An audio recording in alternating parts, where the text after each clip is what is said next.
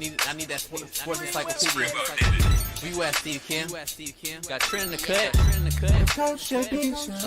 What are you? He's the best. Yeah. He's a master motivator. I'm a master motivator. I ain't no regular ass motivator. I'm a fucking master. Coaches tried to make practice so hard that the game was less intrusive.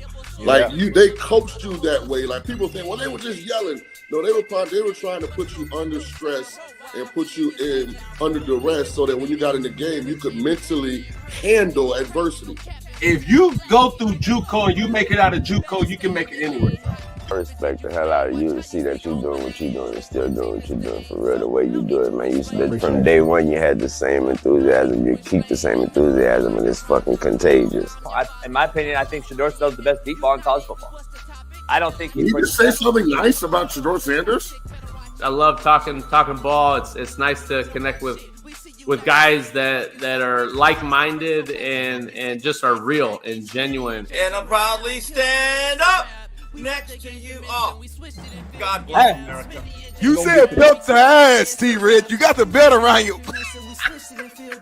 Smitty and Jason Brown. Coach JB Show.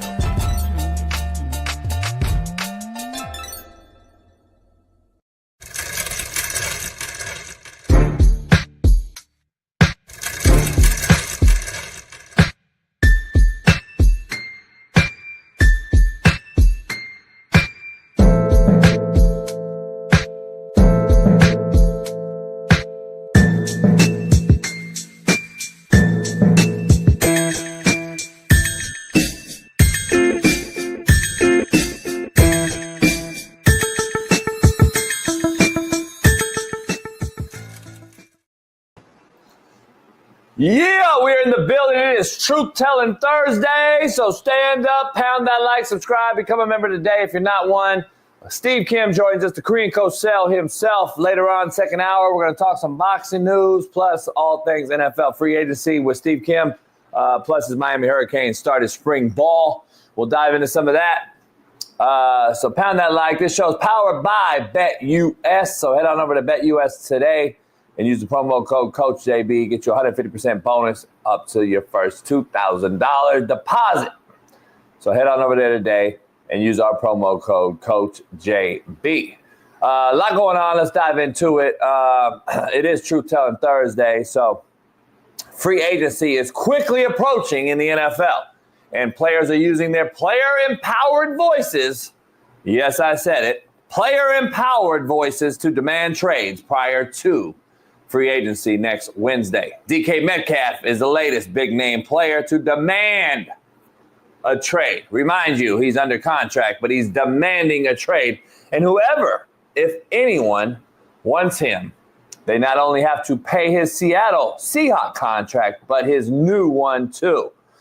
Who needs a wideout this bad is my question, and I'll bring Smitty in a second, as the Seattle Seahawks have also released all-time leading receiver, pass catcher in Seattle Seahawks history, Tyler Lockett. He's also gone, and he'll be a free agent. Does Pete Carroll have enough to grab DK, or does he even want him? Does he want both, along with grabbing Russell Wilson and reunite the whole crew in Las Vegas with the Raiders? The Dallas Cowboys restructured both Dak Prescott and CD Lamb's contract yesterday, apparently offering Micah Parsons somewhere near $40 million a year, and are heavily looking into big-time free agents this offseason, including DK Metcalf. And then we have the quarterback free agents that are very interesting, to say the least. Aaron Rodgers, Russell Wilson, Kirk Cousins, Sam Darnold, Jameis Winston, Justin Fields, and a handful of other QBs who you may not know have experience playing in this game, like Daniel Jones, Zach Wilson, the Mormon MILF Hunter, and now Gunther Minshew. But listen, it's a bad QB draft, as I've been saying it. So it's going to be interesting, to say the least. But what do I know? Let's dive into our main man, co-host extraordinaire, Far East Sider, 317, Naptown legend, LeBron hairline having, Lamar Jackson loving, AR5 defending, Caitlin Clark jocking, Fox Sports' very own Big Smitty. Welcome him in.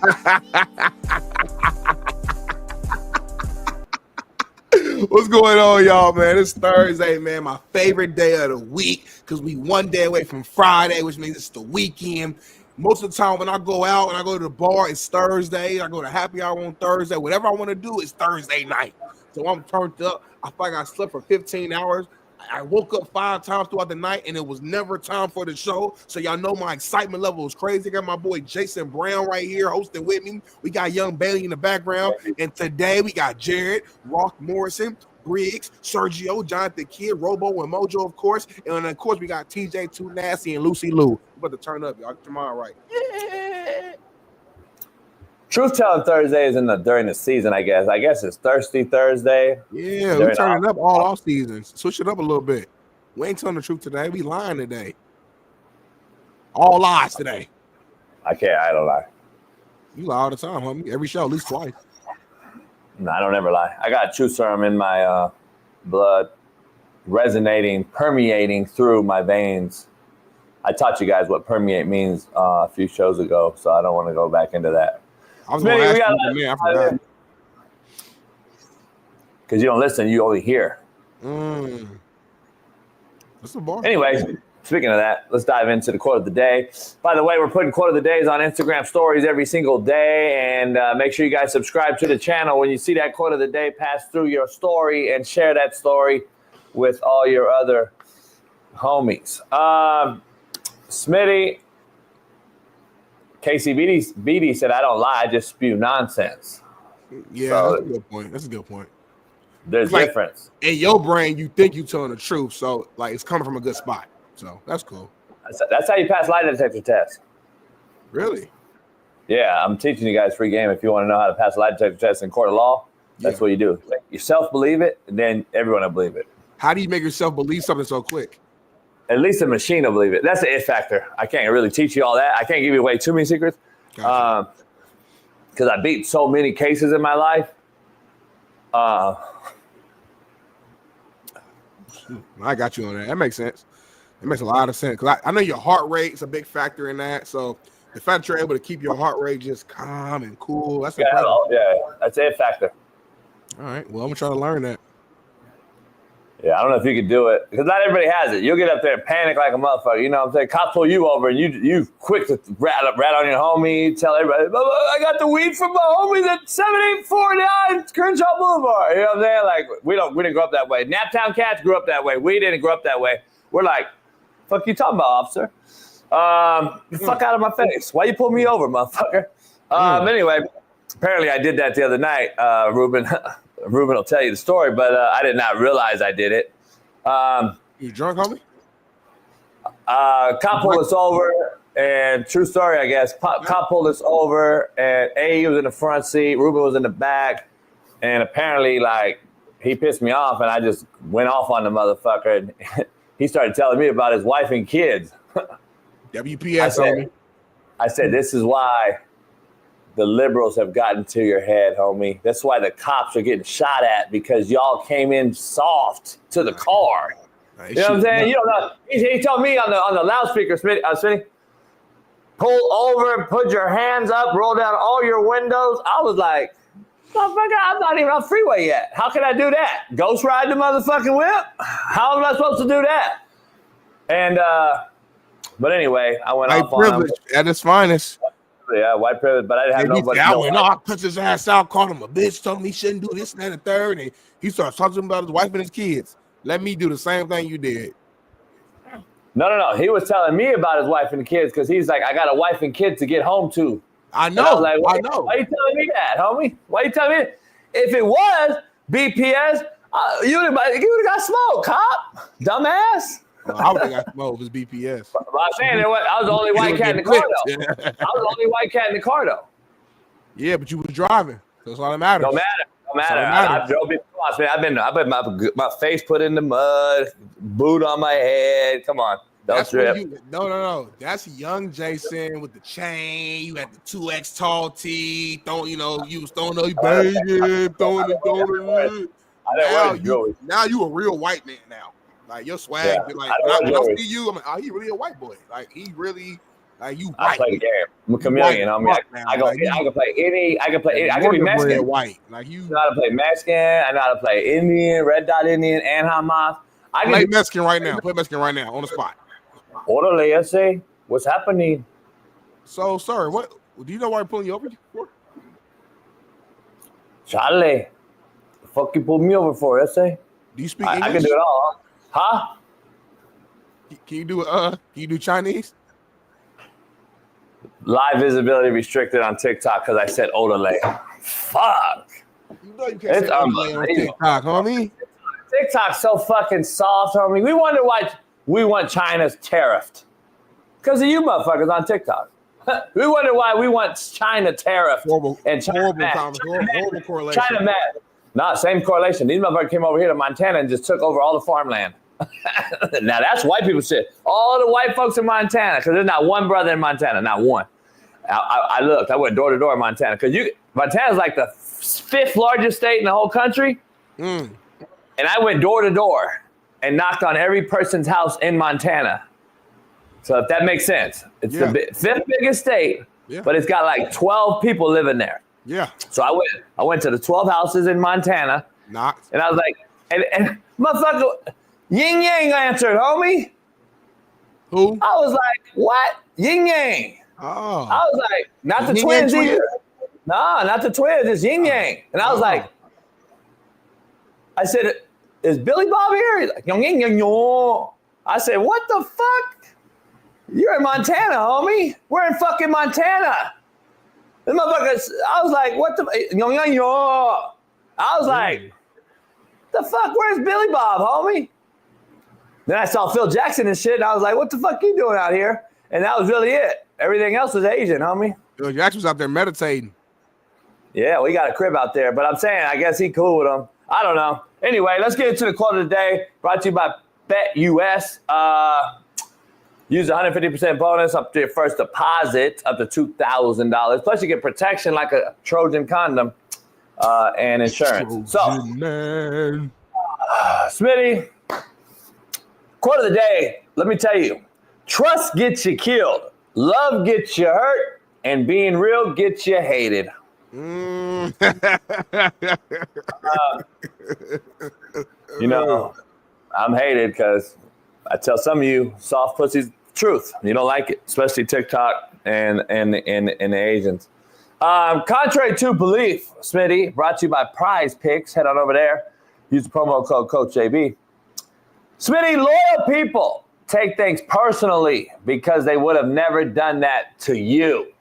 That's really good right there. I just a real statement. Yeah, that's a contrary to belief. I take shit personal when you stab me in the back, homie. I cut you off with the scissors, as I showed you the other day. I cut ties, homie, because I wouldn't have did that to you. That's the difference. That is real. That is real. Everybody in the chat is ranking it right now. I see top 10, top 8, top 15, top 92, top 72, top 25. It's all over the top 100. 3, they all over the place. The chat now they separate them too. The contrary to belief, they say it, and then they quote's different. Because your contrary to belief's been better than your quote of the days lately. But it's not the quote. See, people don't know it's not the quote. Contrary to belief has to be some sort of comparable. Yeah, it's real close though. I ain't gonna lie. It's real. Like some of your contrary to belief could be quote of the days. Nah. But you said something fire earlier this week. What you say earlier this week? They got me like hype. You said a person lied to you. You lying. Yeah, lying. Know that you know that they lied to you. Know that you lied to you and still lied to you. That shit was hard. Yeah. That's the hardest thing. That might be the hardest thing you ever said. The more I think about it. I'm a rapper. I'm a rhymer. I'm the original Eminem. I used to do it in Compton when a real white boy around brothers. I was the first one, but then M was around brothers. I actually grew up with Dre. Dre first chose me, and then I told him, nah. Oh, really? I'm cool. Yeah, because I knew Drake was fake, and I was like, you're not really from Compton. You're from Taft. You live out in the valley, homie. I know the real Dre. Yeah. So I was like, still though, don't do it. Don't get twisted, homie. He's from Woodland Hills. But anyway, in LA, that's not the hood, homie. I don't know if you know that. In Indianapolis, Woodland Hills probably the hood. No, it ain't. But anyway, Dre would be in the hood though. We're easy in there. Stop, homie. Well, he had to. He pulled him over to tell you better come over here if you want this street cred. He was there. Regardless, he was there, homie. Street cred. That's like me taking you to Compton, homie. You get a pass with me. I've been to Compton so many times without you, homie. I ain't been to Compton with you yet. Matter of fact, homie, I done did interviews in Compton, all type of stuff in Compton, homie. Y'all done got food in Compton. I had to call to get you out. I didn't even know you yet, homie. I didn't even know you when I did it. It makes sense. I had to call you to get you out of there, homie. Shout out to my homie, I am Compton. I'm going to pull up on you soon, brother. Poll question, Smitty. Let's dive into it real quick before we dive into the rest of this thing because it is free agency fastly approaching. About 6 days away on the 12th, free agents opens up. And yesterday we got a player-empowered DK Metcalf demanded a trade from the Seattle Seahawks. Where is the best fit for DK Metcalf today? First of all, I'm excited, man. I like free agency in the NFL right now. It's kind of like NBA free agency the last few years where you're just a lot of the big-name guys requesting trades, making moves happen, and hey, a talent like DK doesn't need to be in Seattle right now because Seattle You're not a free agent, though. You're not a free agent, though. A guy like DK, a star like him, doesn't need to be stuck in Seattle because they're on the way down. Or just stay fine. But he demanded a trade. He's not a free agent. You know that, right? He requested it. He was polite with it. And they're open to it. And there's a lot of interest, it seems like, on both sides, and they want to move on for him too. So it's just like it's a mutual thing. But to answer your question, best fit, it's a couple teams. I think the Kansas City Chiefs would love to have him, as we saw this past year. I think, Mahomes would love to have another, a weapon. I think, D-Hop, as great as a career he's had, I think he's at a point now where he's not himself. I know Rashee Rice, young guy, supposed to come back. We're expecting him to be back to normal, but we don't know. Everybody doesn't come back, and be the same after injuries. Plus, he's going to probably be suspended for the first few weeks too. So that's another thing. Another team, though, I would throw out there is the Rams. I think the Rams putting him on the opposite side of Puka Nacua. Now, I don't know the money situation, but like I've been telling y'all all week, teams can figure it out. I've been seeing the Eagles pay every single star on their team this week, and they figured it out. So I like him in the Rams with Matthew Stafford, putting Puka on the other side. I think they can do a lot of dangerous work out there, especially with Cooper Kupp being gone. And then last but not least, for me, I would throw out the Chargers. Those are the three teams I think that could really use them: Chiefs, Rams, Chargers. I'm staying away from the Bills because to me, bring them to the Bills, you might as well kept Stephon Diggs. If you want to go that route, then you keep the star that you already had because you already had a ton of success with that guy. So I think those are the three teams. But JB, what's your thoughts, homie? What is an NFL contract anymore? Is it even worth the paper that they signed? Like, I don't get it. We talked to Tony Dungy. I mean, we talked to Shaun Salisbury yesterday on Unpaved. And, man, Herm Edwards joined us. Herm Edwards joined the show. And Shaun and Herm talked about that specifically. And Herm was like, man, we just didn't have a choice. We were either cut, traded, or stayed. That was it, or we were fucked. We had no option. Options have changed, obviously. Herm's a player's guy. He said, I'm a player's guy first. But at some point, there has to be a contract that's signed that pays players that also protects teams. And I fully agree with what he's saying. So the player can sign and get paid, but the team gets the same contract signed and it's no good for them. They could just demand out of it. That it has to change, Smitty, at some point, whether it's give or take to your point, and we've eased up on the rule, laxed up on the rule, but where's the protection for the team that is actually paying these guys big money? There is none, and that's just, to me, only retribution is, to Herm's point, is you're trying to get a bunch back, like in trade value. There you go. It's a win-win, JB. It's a win-win because you're not guaranteed a third and fourth pick, homie. They're going to get like he said, there's a third and a fourth round pick. Is not DK Metcalf, homie. I already know what DK Metcalf is. Right. I got to risk a third and fourth round pick that I don't know yet. Nah, but it's better than nothing, though, JB. Because listen, if a player is disgruntled, nothing. That's the point. The contract does mean something. They don't have to let him go. They don't have to trade him. But I'm saying, exactly. But they don't sit out. They sit out and be a cancer. It's a bitch move. They sit out and be a cancer and cry. And it's like, come on, man. Or he'll play his last year or whatever the case may be, however many years he got left, and then he'll be a true free agent. Then you won't get anything back from him. So it's like, well, if he wants to go, I'd rather get something back from him than wait till he's a real free agent and get nothing in return. So again, this is player empowerment to Herm Edwards' point. It's player empowerment. Even to your point, he plays his last year, but we don't know if he's really going all out, if it's bullshit, if he's tapping out, if he don't want to be there. We already know. So now you keep the guy because you need the guy on your team, but he's giving you half-ass bitch effort, and now you're hoping that you could get a return by trading them now instead of waiting and then getting nothing. To your point, like, to me, it's bullshit. It's all player empowerment driven. That's his point. It's still player empowered at the end of the day. All right, I'm going to go through the motions, play the last year. It's a contract, Smitty. What point did y'all generation say contracts don't matter when you just have to take them to the bank and cash them? Is that it? Come on, homie. It's a bitch made. It's a bitch move because you liked when the coaches and GMs were in power. It made you comfortable. You were used to that. Now that the players got power, it's a bitch move now. It wasn't a bitch move when the coach and GMs were. It was perfect when that was going on. You love Herm Edwards, right? You love Herm Edwards. You love Herm Edwards. He's a player coach. He said the same shit. Why is it? Is he wrong? Is he wrong? He wrong? It's not about being wrong. It's difference of opinion. It's okay to come on here and disagree and still show love. I got love for Herm Edwards. I disagree with him though. He don't like you. I asked him. Really? Let's dive into the. That's hurtful. I don't know. Hold on. Let me end this TikTok. I only got 20 people in there anyway because they got me so fucking blocked on all the algorithms. Fucking Chinese. Let's dive into this whole thing. I think the best fit for DK, and I don't like the coach in Seattle. I don't like him at all. Probably because I'm biased like you. I'm mad they got rid of Pete Carroll. Right. So I'm being a little bitch. Mike McDonald. I'm being a little bitch with it. I'm like, fuck. You got rid of Pete Carroll. Fuck that guy, right? Right. Totally unwarranted. I don't know the guy at all. Was Great Patrick guy. Queen. You don't know him either, so you're lying. Here's the thing. On Thursday. I would love. I'm not a huge DK guy though, man. I'm be honest. Nah. But the best fit for him though, to be honest with you, is the Rams. I'm a bad boy. Why? I said that too. That was the first team I threw out. I didn't even listen to you. So I think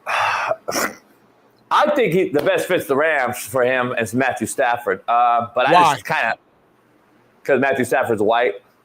Gotcha. And I just don't think that. Say it, homie. I just don't like. I don't think the guy's as good as everyone thinks. He plays like Tarzan. He looks like Tarzan. Plays like Jane. He don't play like Jane.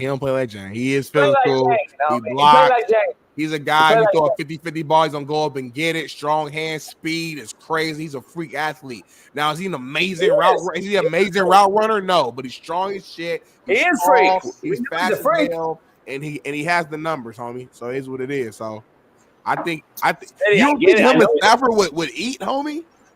I mean, I get it. He's a freak, dog. My worry is down the line in the crunch situations when it gets tough, and he kind of. I mean, his stats are cool and all that in Seattle with Russ. It's kind of fallen off a little bit, but I don't think he's a nutty gutty cat at the end of the day. Like, I don't think he's that guy to rely on at the end of the day. That's just Sean me. McVay, a hell of a coach. He gonna bring that out of him though. I trust McVay. I trust the system of the round. I trust they were able to get OBJ there, and OBJ had one of his best years in his late career. You know what I'm saying? Like, my point is saying, and I'm not saying OBJ the same way as DK Metcalf, but I'm saying there were a lot of questions about OBJ at that point. He comes to LA, and we see one of his better years. So there's something about the culture here in LA with Sean McVay, with Stafford, with that core, to where I don't see DK being out here causing a lot of problems, especially with a Matthew Stafford, because Stafford ain't gonna take that shit either. That's a veteran. That's a probable future Hall of Famer that you're talking to as well. So it's different energy. You know what I'm saying? So I just feel like he come out here, man, he'll ball out. I mean, look at his career. Not as a rookie, 900 yards. He went for 1,300, 967, 1,048, 1,100. Last year, it was kind of a quiet year, in my opinion. He still had 992 yards, 5 touchdowns, and 66 catches. You know what I'm saying? So, like, this guy has always been productive since he stepped foot into the field. And I know Seahawks fans, Seahawks Nations, they're upset about this. They're pissed off right now because they don't know the direction of where the team is going. But I told you where they're going. They're imploding right in front of us. Yeah, like I said when we talked about DK, when I took a bunch of heat a year ago when we made a short about him, and I was like, he's overrated, blah blah blah, always crying, coming out the sideline. We did that whole show. I remember. I don't know if you remember. I remember that. You gotta be careful because I told you his daddy's a big motherfucker. And he don't play, so I'll just be careful. Yeah, his daddy gets knocked the fuck out. But anyway, this is the thing I gotta say. DK is known right now, if we ended his career today, for walking down a guy on a pick. Let's just be real. That's what he's known for. I mean, I don't know why y'all don't think that's what he's known for. Not at all. You're lying, though. But that's not – two things can be true, homie. The fact of the matter is he's known for walking down a motherfucker and giving effort.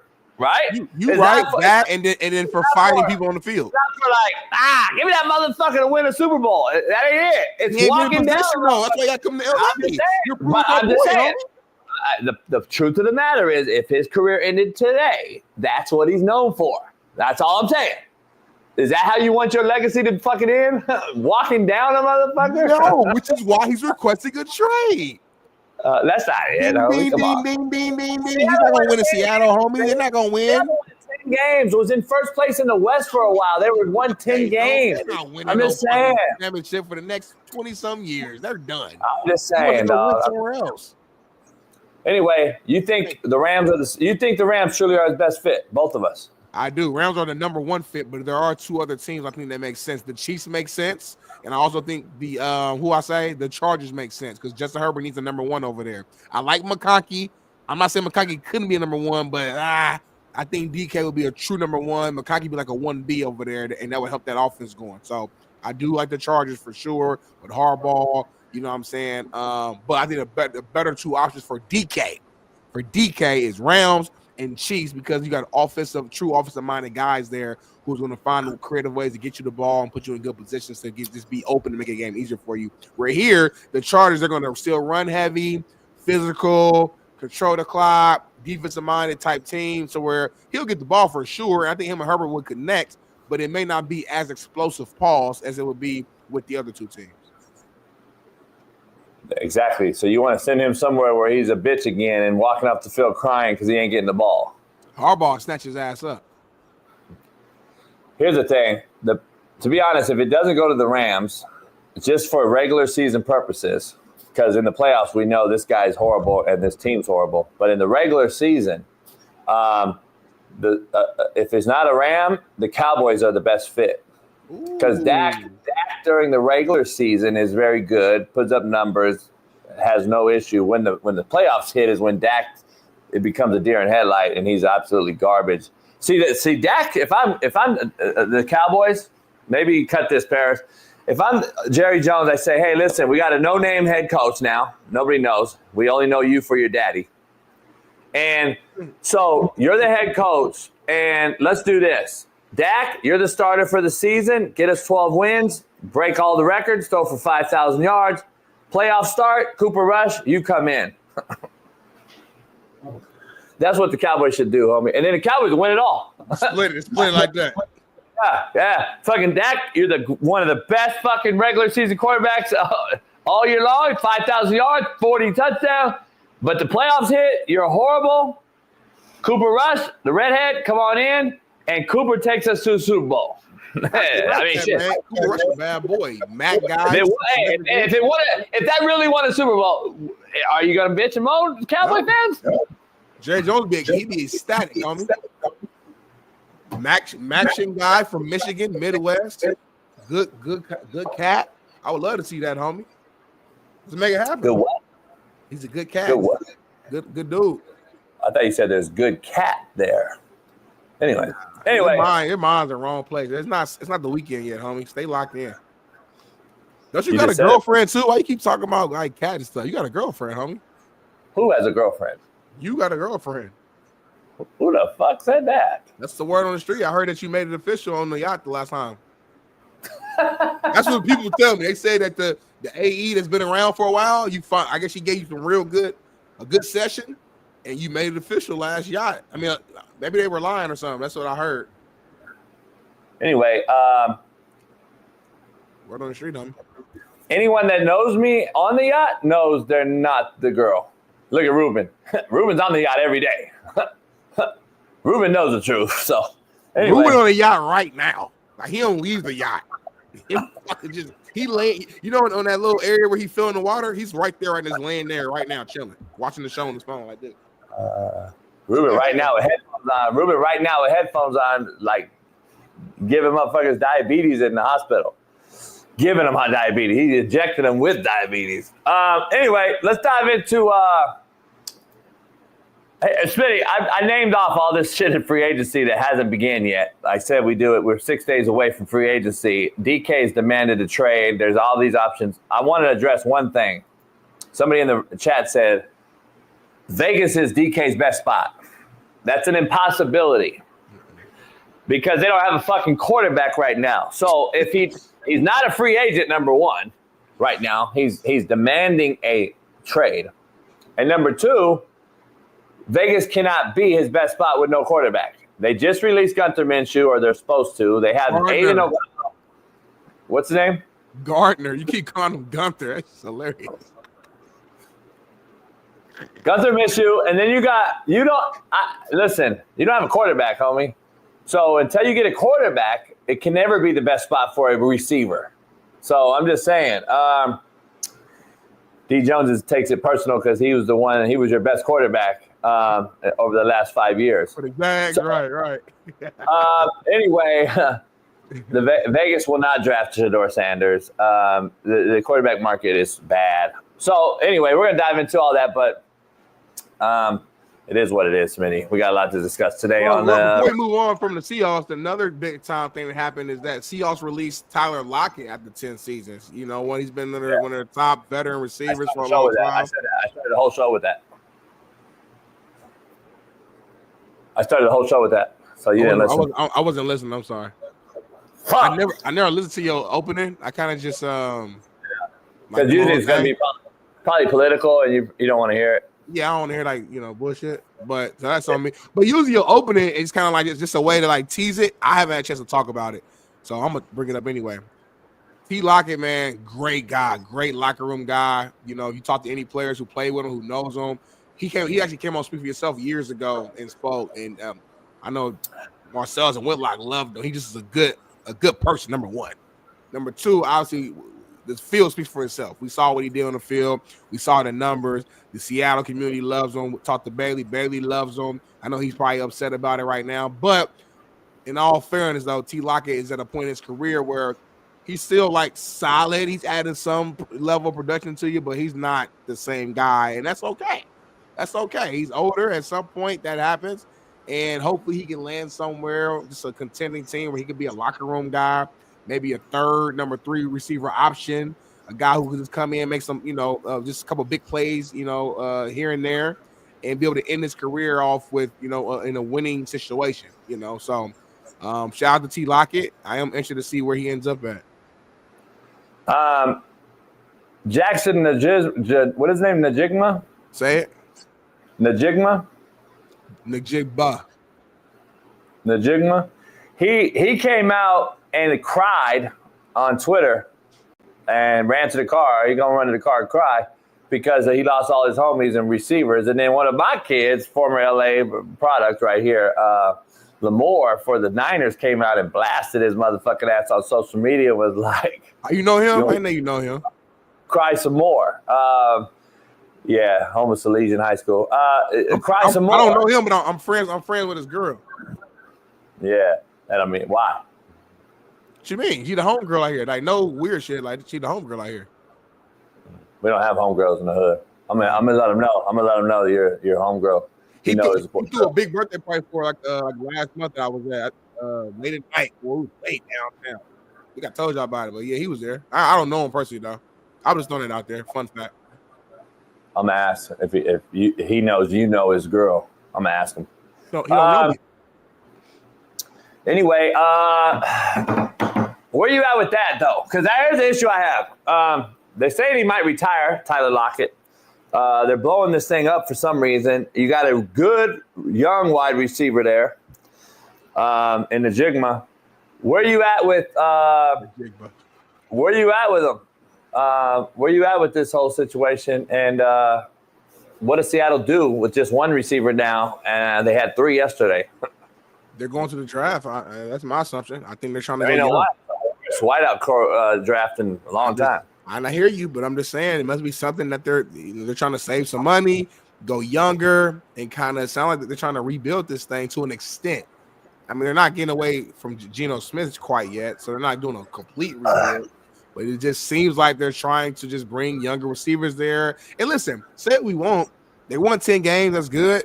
But doing the same thing and expecting different results is the definition of insanity. So if you're trying to just do something different, find a way to get to that next step and be a true contender, you got to try some shit. Now, are these the right moves? I don't know. Looking at it, I don't think it really is. I don't think it's going to make a huge difference, but let's see what they end up doing. I think they're just trying to go young and trying to shake up the room a little bit, change the culture around a little bit.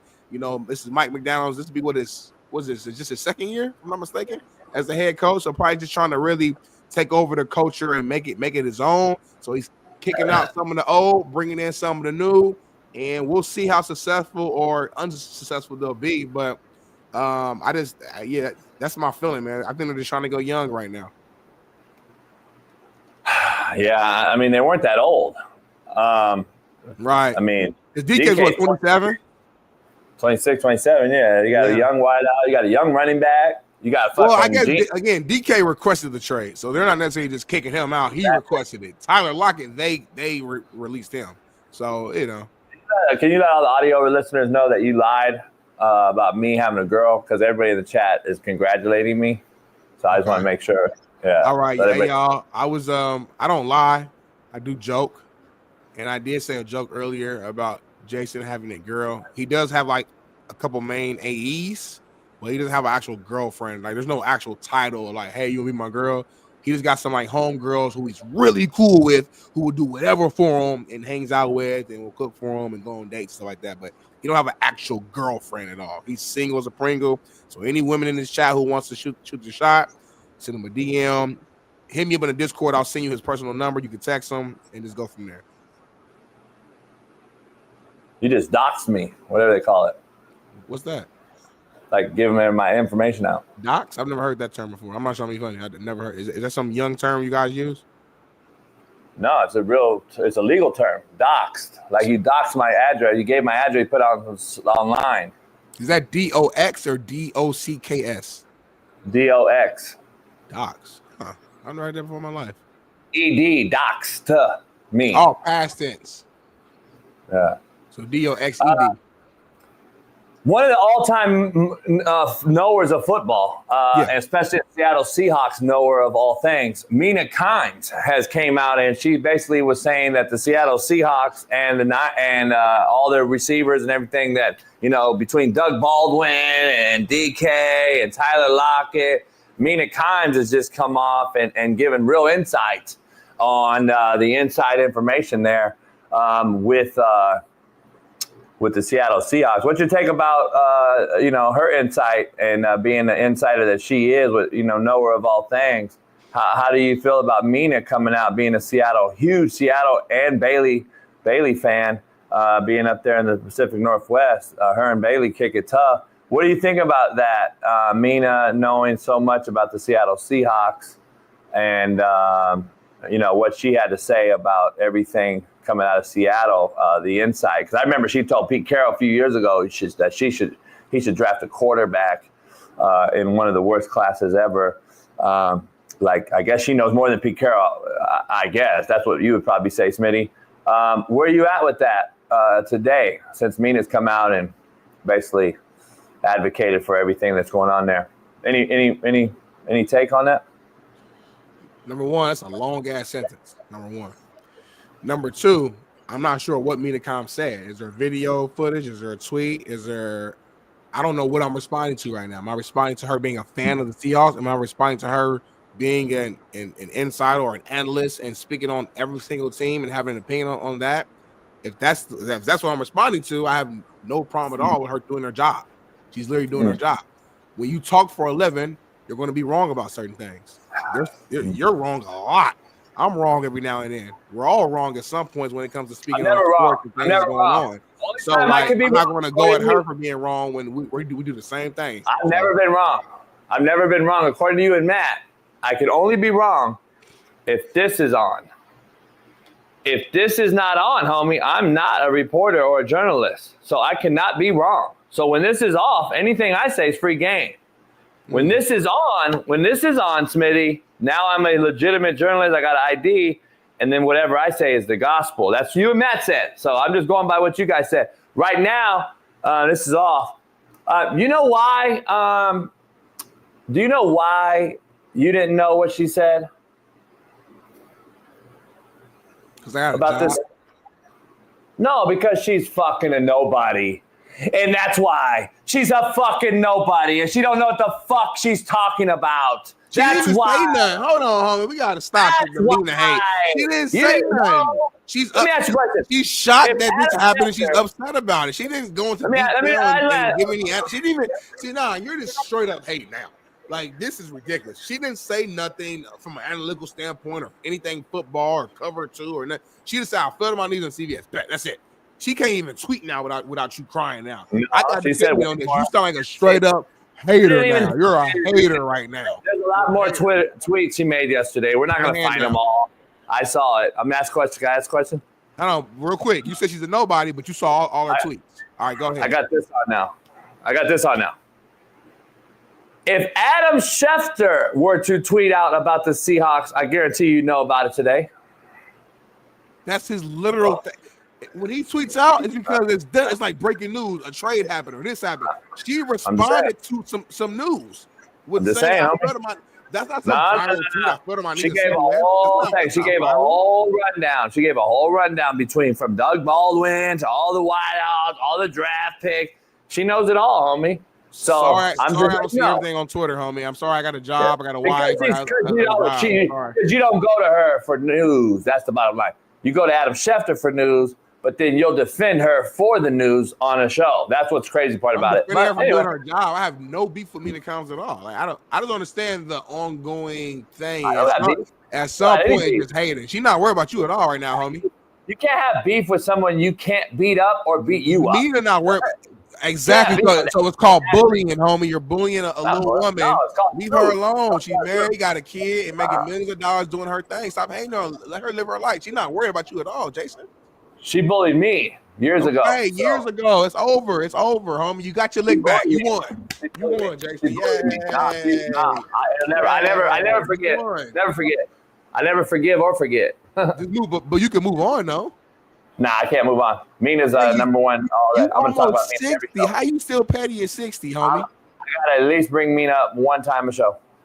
That's just my obligation. Once we get a big deal and I sign my contract, I'm gonna put a line item in there. We will no longer talk about Mina Kimes. So I'm gonna put in there. But shout out to Josh H, man, dropping the $50 Whopper on a Thursday. You my favorite type of member right here, man. And he has a question. How about Tyler Lockett to the Broncos, Commanders, Lions, or Eagles? Great question right there. You know what? Commanders would be good, but they just got Debo. They already got Scary Terry, so I don't know if you necessarily need him there. But I guess if you get him for the cheap, could be a third option, but I don't think it's needed. Eagles definitely not needed. They're loaded at weapons right now. Lions or Broncos? Who do the Lions have? Lions have Jameson Williams. They got our main man, St. Brown. Could he be a number 3 with the Lions? Who's their number 3 guy over there? He could be a number 3 potentially there. I don't know, JB. What's your thoughts on that? Out of this group, I would say Lions number 3 for the cheap. Could be a good, veteran locker room guy.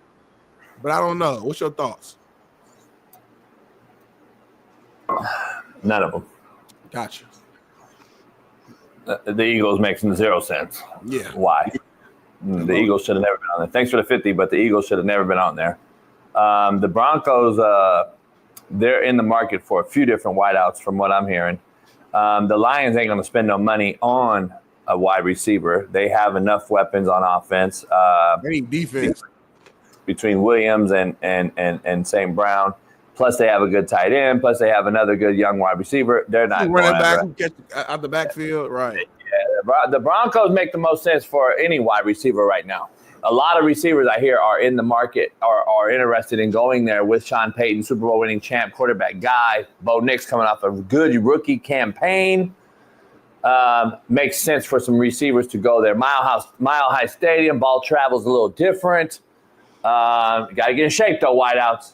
You're gonna be fucking tired. So there's the pros and cons in that whole regard. So I don't know. Smitty, what's your take real quick before we go to what's happening now about Chargers releasing Joey Bosa?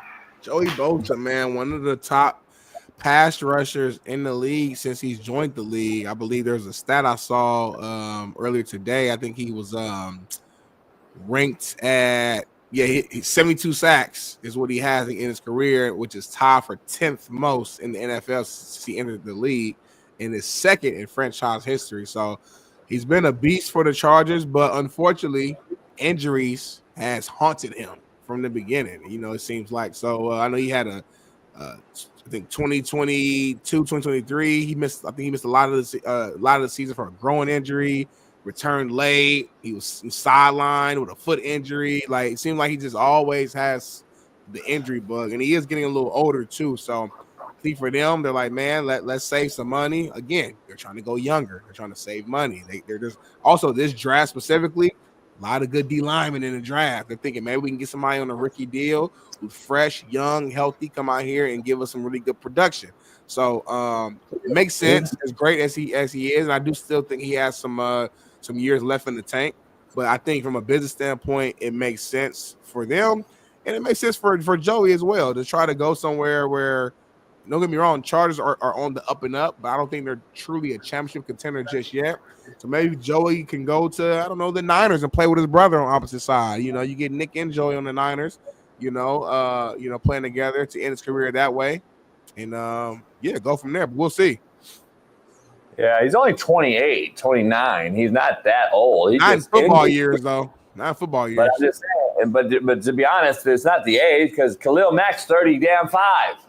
So it's not the age, it's the damn injuries that people are moving on from him for. And everyone wants the feel-good story with his brother in Frisco, stay in California, blah, blah, blah. The best fit for him, though, I would say, put his ass with the guy that just re-signed the biggest contract other than a quarterback yesterday, and our kid, Maxx Crosby. Go to Vegas with him and be the opposite side of Maxx Crosby with a guy like Pete Carroll. That is what makes sense to me for this Bosa particularly. And both Bosas have been riddled with injury. I couldn't risk as a Niner organization to bring in both brothers just to make it a feel-good story, and both of them have had injuries let's be honest, especially lately. And I lose both of them? Fuck that. I couldn't do it. Why you laugh like that a little bit? You got Wilkins inside. You got Wilkins, who the Raiders signed last year, inside. Yep. One of the best inside guys. And you got Maxx, who I think to me, him and Myles Garrett are the two best pure pass rushers and can play the run and wrong arm it, spill it. They can do everything you require from a guy you pay $110 million to, like the Raiders did yesterday, 91 guaranteed. Then you get another guy on the other side who's a thicker defensive end like this Bosa kid at 29 years old. You got a speed guy here. You got a run guy here. Saves him a little bit body-wise with Wilkins covering him up on Bosa's side. You let Maxx free reign over there on that side. I think it makes sense for the Raiders and Pete Carroll what he'll do with that defense. I like that move right now. The other move I like is the Washington Commanders for Bosa. If they can't finagle a way to get a Myles Garrett or someone like that, because we saw Cleveland Browns this morning, restructure once again Deshaun Watson's contract, which will save them about $36 million in cap space, which leads me to a question that I have to ask you real quick. By doing this here, Is that telling you that they possibly now can go after a QB at number 2 or trade?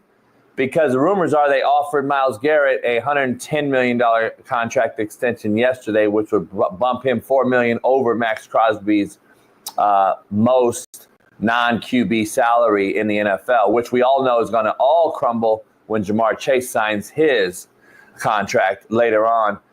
He'll be the highest non-paid quarterback. And then Mike could get past that, and then he'll crumble that one. Yeah, so it's going to keep continuing to go up. I still don't think there's a quarterback in the draft though that you take at 2. I think you either use 2 for assets, or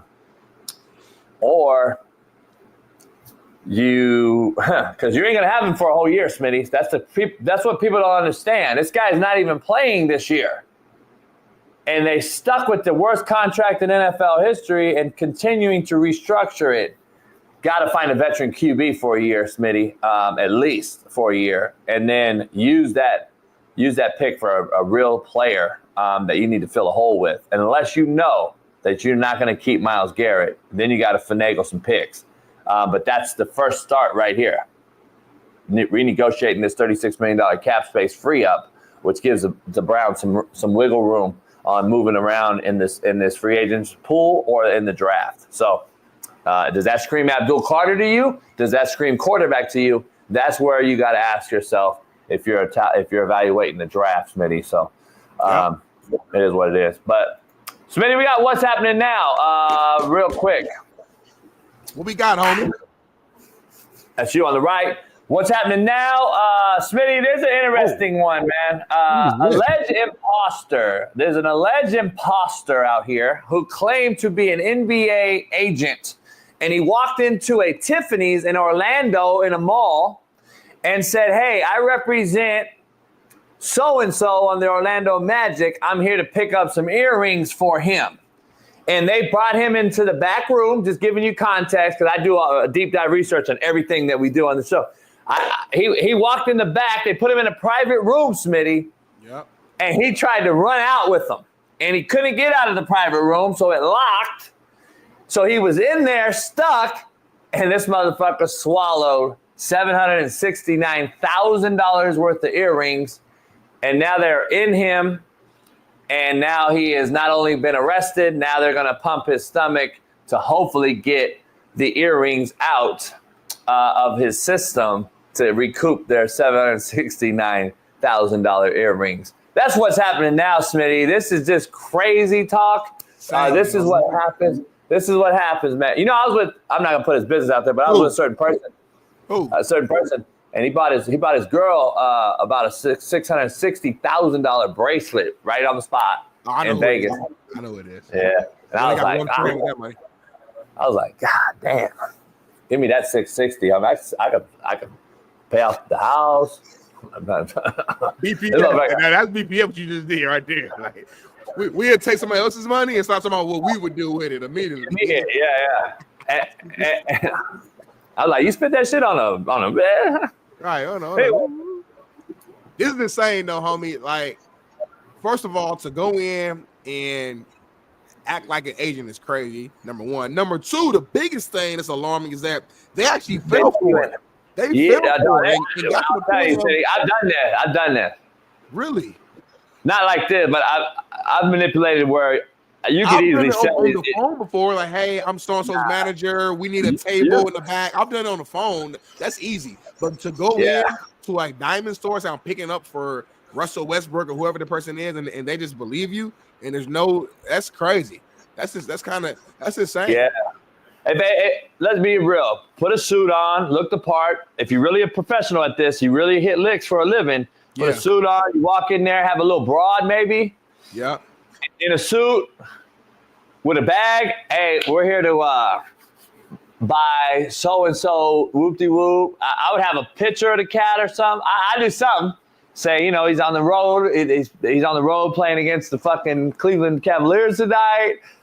This is what he wanted us to get for him. Oh, I guarantee they bring him into the room at least. Right. Right. You know The what I'm real saying? hustle is finding out that like an athlete or rapper really does have some jewelry that they need to pick up from a certain store, and you get in there before they get there. And be like, yes, he'll wire you the money through his account. Should have a card on file, and you actually, if you can find a way to hustle that way, you have a real deal hustle. But the man swallowed the earrings. All right, how do you swallow like earrings though, homie? I know they're small, but just You can't. What do you think they are? it's some Allen Iverson earrings though. They some fat diamonds, bro. $769,000. Them fat earrings. I'm saying I don't like to swallow shit. So them 2 big diamonds going down. I don't even like taking pills, homie. So 2 big diamonds going down your throat and your esophagus. That sounds crazy. Now you got to shit it out. So the only way to do it, they're gonna make them shit it out and make them dig through it and grab a diamond. They'll pump his stomach. They'll put him in because they probably put him in the ward, and they got his ass in arrested. They put him in the infirmary and said, "Hey, we're gonna pump your stomach right now," and then that's what I think is gonna happen. And then they take him to jail. And by the way, that's in Florida. Ron DeSantis ain't playing. This ain't California, which I can't even begin to talk about what we're gonna talk about on the other side of this break. Let me look at the rundown. I ain't looked at the rundown. Let's see what we got going on. I don't even talk about it, man. I don't even want to talk about it.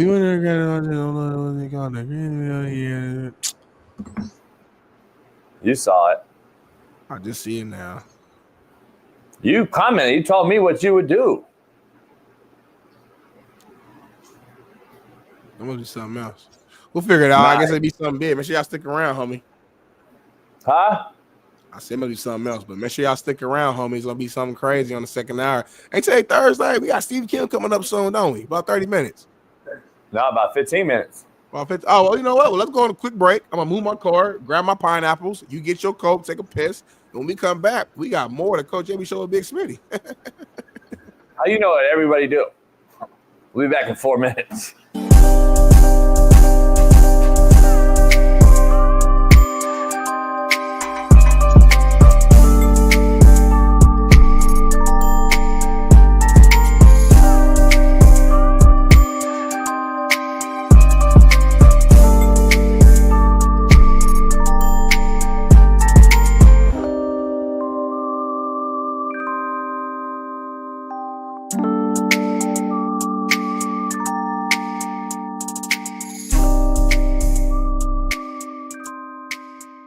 Says its plan is to put an electronic system to measure first downs into motion this upcoming regular season. I remember we talked about this, I think, with Steve. Every year. We talked about this with Steve though a while back. No, I think Steve, if I'm not mistaken, was the guy who actually feels like this should have been done, if I'm not mistaken. Maybe I'm getting confused with another guest, but I'm pretty sure Steve was like, hey, it's 2025. It's like, at this point, we should be able to have an electrical system.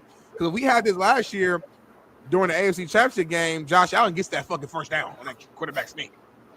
He gets that first down on quarterback sneak, and they probably we don't know that. We don't know yet. We do know that. We do know that. Smitty, a Chinese robot just attacked a bitch in the crowd. I saw that, homie, and that's your boy Elon, who you love, who you're a fan of. That ain't Elon. That's Shim Chong Young in them. That ain't Elon, homie. That's Shim Chong Young in them. He sent them a technology, homie. Where'd they get the technology from, homie? Elon's not the technology guy. He's not the originator of all technology. You act like this motherfucker's been sending cats to space and shit. Elon's took some other people's shit and ran with it, homie. Kim Jong-un and them did this. Here's the thing. Let's be real. So a fucking robot attacked a motherfucker in China, and we're thinking that this shit right here is going to get the first down right. They're still going to have the chain game as a backup option as well. They're not removing the chain game. What's going on, homie? Oh, shoot. Look at that shit. Oh, yeah, she's getting babies of cold, but look at that motherfucker. And he was hot, too, though. He was hot. Hey, the robot, he looked like AB. Looked like AB. I thought it was Antonio Brown. Hey, the robot said, motherfucker, you better stop yelling in my ear. Look like AB, huh? That's super racist. That's like you. Why is that racist? AB right there, homie. Who? The robot? Yeah. Oh, shit. Damn.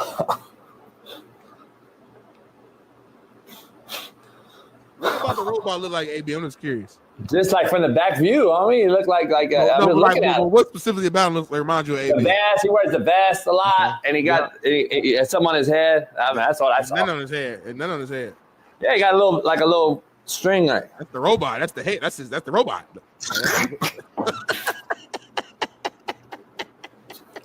That's him. That's the robot head, homie. That's him. Yeah. I didn't know. I thought he had a bandana on. I thought they were making it like human. Homie. Why you got a vest on then? This dude. My mind, Smitty, my brain sees things. My brain sees shit, and then I see it, and then you guys all see it, and then you say, "Damn, that motherfucker that really is AB." Like, you know what I'm saying? You'll see it in a couple of days. You'll be like, "Damn, JB said that's AB," and then Cameron and Mace will say it, and then no, he won't give us the fucking credit, and then Shaq will say it, and then everybody will come out 10 years from now and say, "Oh, JB said that first," and then some fucking nobody in the chat will come out and say, "Shaq said that shit." Moving on, man. Another big time topic right here, man. It's kind of moving to the NFL world. Well, I just want to finish up talking about your fucking marker, homie. That's just why are we so lazy in society now? We wonder why we're so lazy. This is why, homie. Go get the old white to hold the fucking sticks at the fucking on the sideline. He has no life anyway. If you take him out of Grandma Ma and them's house, he's going to die any fucking way. Put him on the sideline, give him his pension. He's already been in the NFL for 40 years. Let him hold the fucking marker. Why is this so hard? Then go get you a fucking competent fuck and NFL Roger Goodell. Pay your people. Pay the referees to not have to work at fucking Walmart and then come over and coach in the referee in the fucking NFL playoffs. How about you pay these motherfuckers full time? And maybe you could actually have a quality fucking product on the football field. But we...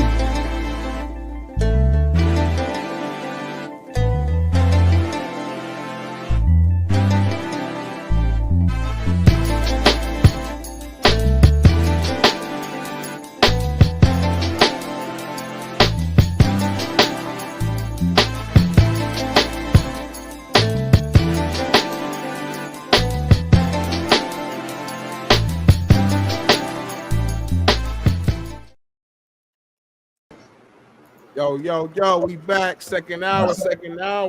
Make sure y'all. Hey, Smitty, you don't do it. First of all, somebody asked me in the chat, do I drive a Tesla? Fuck no, I wouldn't drive a motherfucking Tesla. And by the way, you know how hypocritical you fucks are? Everybody out here pissed off at Elon Musk, who I'm not a fan of, by the way, and I'm not one of these Elon Musk dick riders like you.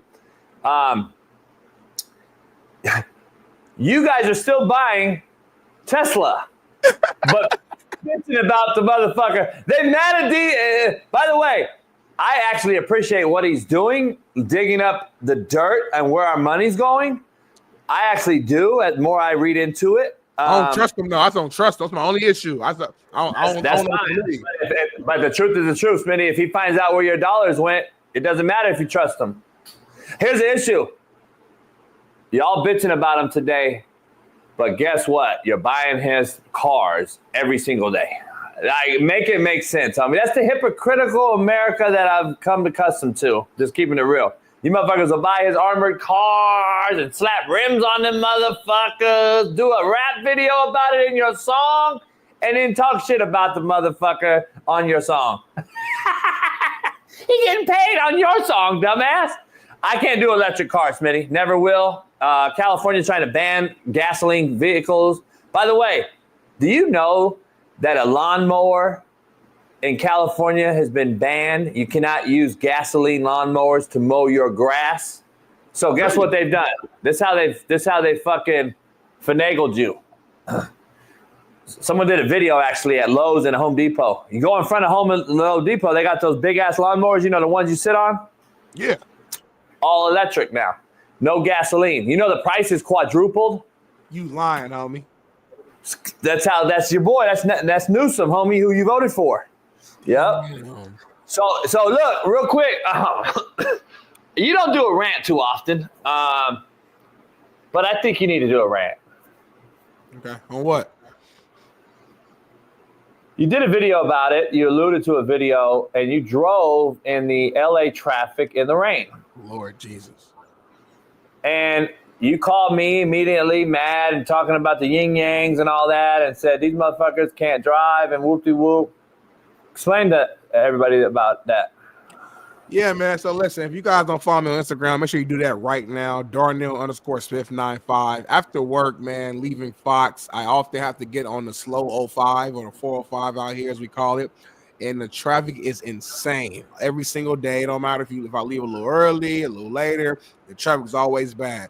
But the other day, yesterday, it rained. And for some reason, people in Los Angeles cannot drive in the rain. Y'all lose your mind. They're slamming their brakes constantly. All I'm seeing is red lights everywhere. People just swerving all around. It's like the tires don't work right, don't stick to the ground out here. In Indianapolis, this is a regular day in the office. We expect rain. We expect snow. We expect sleet. But in LA, you lose your mind. You would have thought it was a damn flood warning last night, a hurricane or something going on because of the way people were driving. It took me an hour and a half damn near to get home, and I'm only like 9 miles away because nobody can drive. So as you can see, I have the video playing right here. I was pissed off last night because folks don't know how to drive in the rain. It's a West Coast, it's an LA thing. And I get it. It don't rain here a lot, but it's raining enough to where you should know how to drive in some water. It's just water, ladies and gentlemen. Don't you shower every single day, Jason? Don't you wash your feet when you get in the shower? Don't you take a bath? Don't you drink water? It's just water. Just drive, homie. I don't shower every day. Smitty, I got to be honest.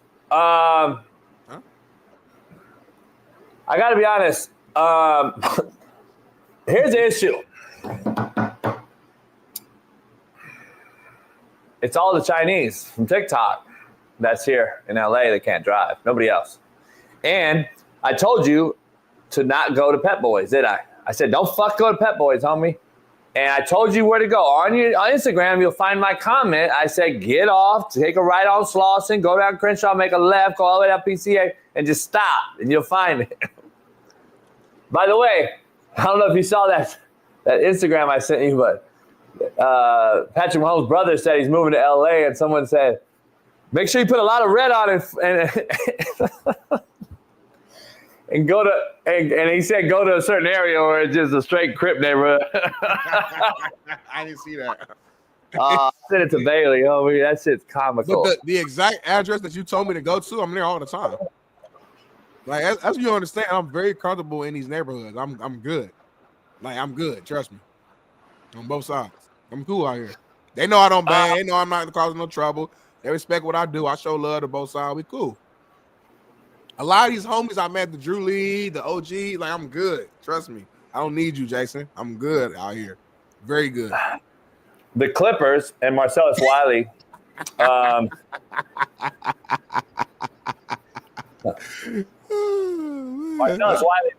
Marcellus Wiley was one of 219 people in attendance at a Clipper game that they just spent $10 billion on the stadium for. How many people was there, homie? 219. That's a very specific number. Damn. That's what they said, homie. I would have walked down and got a good seat if I was up here. Oh, you think I'm bullshitting? This gotta be like the game ain't really started yet. Game's already. Nah, it's super early. It's super early. Everybody getting their food right now. Have you been here yet? It's a dope stadium, though. No, I'll never go there. You should go one time. It's a dope stadium. I don't want to go. You should just do it though. Just experience it. Like everything's gamified. Don't need to. You got I'll lose the next day. I'll lose in life. I don't walk into loser places. If I lose, I swear to God, Smitty, I'm a very, very, what do you call it? Superstitious. I'm superstitious as it gets. I wore the same undershirt in football every game. If we won, I wore the same shirt every week. I'm very, very superstitious. And the Clippers are the losingest franchise in all of franchises, of all franchises, in the history of franchises. And frankly, I just think they're gay. So we're going to move on amicably. The Clippers are just a horrific franchise. Ron said you wear the same underwear every show. How would he know that? Mm-hmm. It's your boy, Ron. Oh, you got that sniper that's got that see-through? Mm-hmm. Better relax on me. He can shoot either one of us right now. Just a matter of just say when he can do it. We got to chill out on Ron. Shout out to Ron. Anyway. Lucy asked a very specific question. Did I wash the shirt between games? Did she say shirt? Yeah, because I said I wore the same shirt if we won. She said it. I didn't know what she meant because we were talking about underwear, and then she said it. So I know what that meant. But okay. Shirt. All right, let's make sure. Continue. Answer our question. That's the problem. Your young generation is like, mine's always in the gutter, I noticed. That'd be you, homie. You said something earlier. Earlier you said, I thought you said, ooh. Like, I don't be thinking that type of stuff, man. I come on here, clear-cut mind, clear head, locked and loaded and ready to go. Okay, Kelly under the chandeliers, back in the show. She come in once a year, twice a year at Maxx. Be ready to go. Yeah, shout out to Maxx Crosby. I texted him yesterday, and he said, appreciate it, coach. He's signed $106 million, $91 million guarantee. Just shout out to the Maxx. Wanted to get that shout out to Maxx. This is his second pretty decent contract. Maxx has made a name for a guy that wasn't very sought after coming out of college. Eastern Michigan, small school. Maxxion, baby. Yeah, Maxxion, man. I play Eastern Michigan every single year, man. They got that great field, that great turf. Shout out to Max. I love seeing people, the underdogs, right? Going out there, proving themselves. And that's the way he played. He played like an underdog. Like, it don't matter if they up 20 or down 20. He going to play until the whistle blow. And after the whistle, he's going to play hard, run to the ball. He's going to talk trash.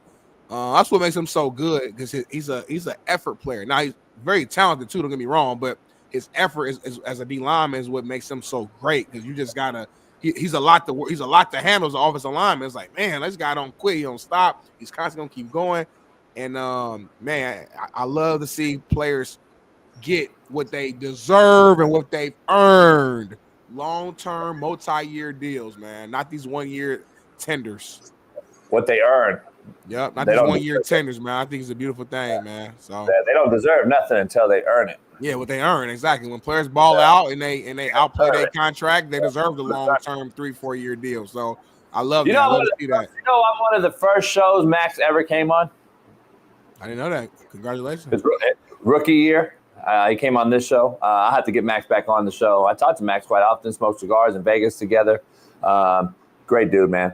Let's bring in our main man, the Korean Cosell himself, the co-host of Whitlock's Fearless, 3 Knockdown Rule, host with Mario Lopez every single day. Nor of all things, Korean Cosell, hidden Crouching Tiger, Hidden Gems, and an LA native himself that I want to ask this question to right out the gate. Let's bring our main man in, Steve Kim. Steve. Yeah. Gentlemen, shout out. Good morning. Steve, what's going on? Good morning. It's raining. We don't like the rain in Southern California. Smitty, from being in Indianapolis, cannot drive in it. Can't drive around all the other Crouching Tigers that I've made it clear. Crouching Tigers is holding LA's, driving situation back probably 5 to 10%. Steve's Korean, Smitty, so I don't think you realize there's a huge difference. Steve, let me dive into this real quick. Yesterday, the news broke in California. I keep finding it harder and harder to stay here, Steve. So basically, you have to get shot and killed in your house before you can shoot the assailant. So, yeah, I said it right. Basically, a bill passed yesterday in California making self-defense illegal, and you cannot actually attempt to protect yourself until he's exiting the house after he already did the crime, Steve. Make it make sense, Steve, please. I don't know what to say. I'm going to say this very simply. Do not vote Democratic under any circumstances. Elections have consequences. They hate Americans. They specifically hate a group of people. They hate the hard workers that have something. Equity means bringing everybody down. It's not lifting everybody up. You want to vote Democratic? I will question your intelligence. I'll question your intentions. I'll question your honor and integrity. It's really that simple. I'm not trying to make friends here. The bottom line is if you're Democratic, you hate America, you probably hate a segment of America, and you are anti-American because you can't. I can't believe that in California. The bill didn't pass, though, right? From what I read, that it's proposed, it hasn't passed, though. And if it passes, why even propose it? Why even propose why do you even bring that up? No, I don't understand. Why are we proposing it, though? It's Like, why? insane. I mean, And Smitty, I got personal experience with this situation at a buddy's house and sleeping over at the house. Maybe, I don't know, me and my boy Spree, you can ask him. And the owner of the house shot a guy that entered the home, protecting his own daughter. Right. We're in the back room. We didn't know. He got arrested, homie. This was 20 years ago. Went to jail for protecting his daughter in his house. He broke into the home, and he protected his house and shot the guy, and they arrested him. And this was 20 years ago. So I guess you saw the writing on the wall. I don't know. If they pass this and what we say, the state of California is turning a little redder than we've ever seen it. But we got to get these fucking guys out of office, man, Steve. I don't understand it. I'm at that point. I just tell everybody, who are you voting for? I said, anyone that has an R next to their name, we're getting my check mark. Anyone that has a D, out. Is there any point, Steve, where you look at it and say, enough's enough, I got to get out? Well, I mean, look, anything is possible. I always thought about 10 years ago, I'm going to live and die in L.A. or Southern California. I don't really feel that way anymore. You know, once in a while, especially during like the election season, I'll get these emails. They get your number, and it'll be some Asian guy, Asian rep, something, Kim, Han, Lee, or Cho, and I'm with the Democratic bloc. Sorry, Crouching Tiger, you are a shameful Asian. You are trying to get our people hurt. That is shameful. And and then they say, please text no to stop, and I just type back, hell to the no. Don't ever contact me. I posted those. I get those texts, and it said, Kamala's. I write back, fuck you, and then I posted it on Twitter. But anyway, Steve, Smitty, let's dive right into this Dana White. Smitty, you got it. Yes, sir, man. So Dana White, big news launched yesterday. Dana White and Turkey Al-Sheikh just announced a new boxing league promoting that the best will fight the best. I believe it's going to have more like a UFC type of structure. And I believe there's a video of Dana White actually explaining this a little bit more. Just kind of giving some of the details, Bailey. Let's go ahead and let's play that real quick, Bailey. It's become this thing where, you have to be people to care about you. And that's all going to go away. There's a lot of guys out there that we're looking at that are going to be in this roster that have a lot of O's behind there. They're all going to fight each other. And what people want to see are great fights. And they want to know who is the best in the world. And like I said, when you put the great fight, the other thing that we're going to do is my son just went to that show this weekend. He said the live event was terrible, disorganized. At Barclays? Yeah, disorganized, and we're going to clean that up. We're going to make the live events great again too. The run of show will run faster. It won't take 9 hours to see 4 fights. These guys put on a fight and then have a podcast, and then put on another fight and have a podcast. The show will run like UFC does. Fight after fight after fight. All right, that's good right there. So, Steve, I got to ask you, our boxing expert, what's your take on this? Are you excited? What's your thoughts? And also, how will this impact the boxing world as is? Nobody really knows until they give me a structure and a schedule and what's going to happen. I mean, who's going to be involved? I think a lot of people are jumping to conclusions until you tell me this is the actual format. This is how many times a guy has to fight.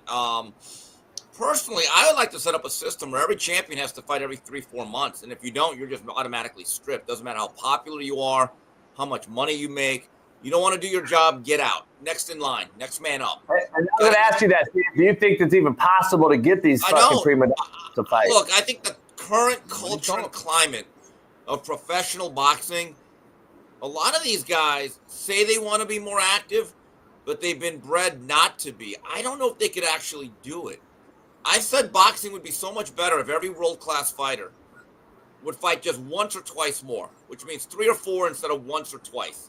And we got to be able to find a structure where even the biggest name fighters understand that, hey, I have to face that guy that nobody knows, maybe not for the money that I'm used to. Look, in every other sport, the first place team has to play a lot of mediocre to bad teams, but that's part of the league. That's part of the league format.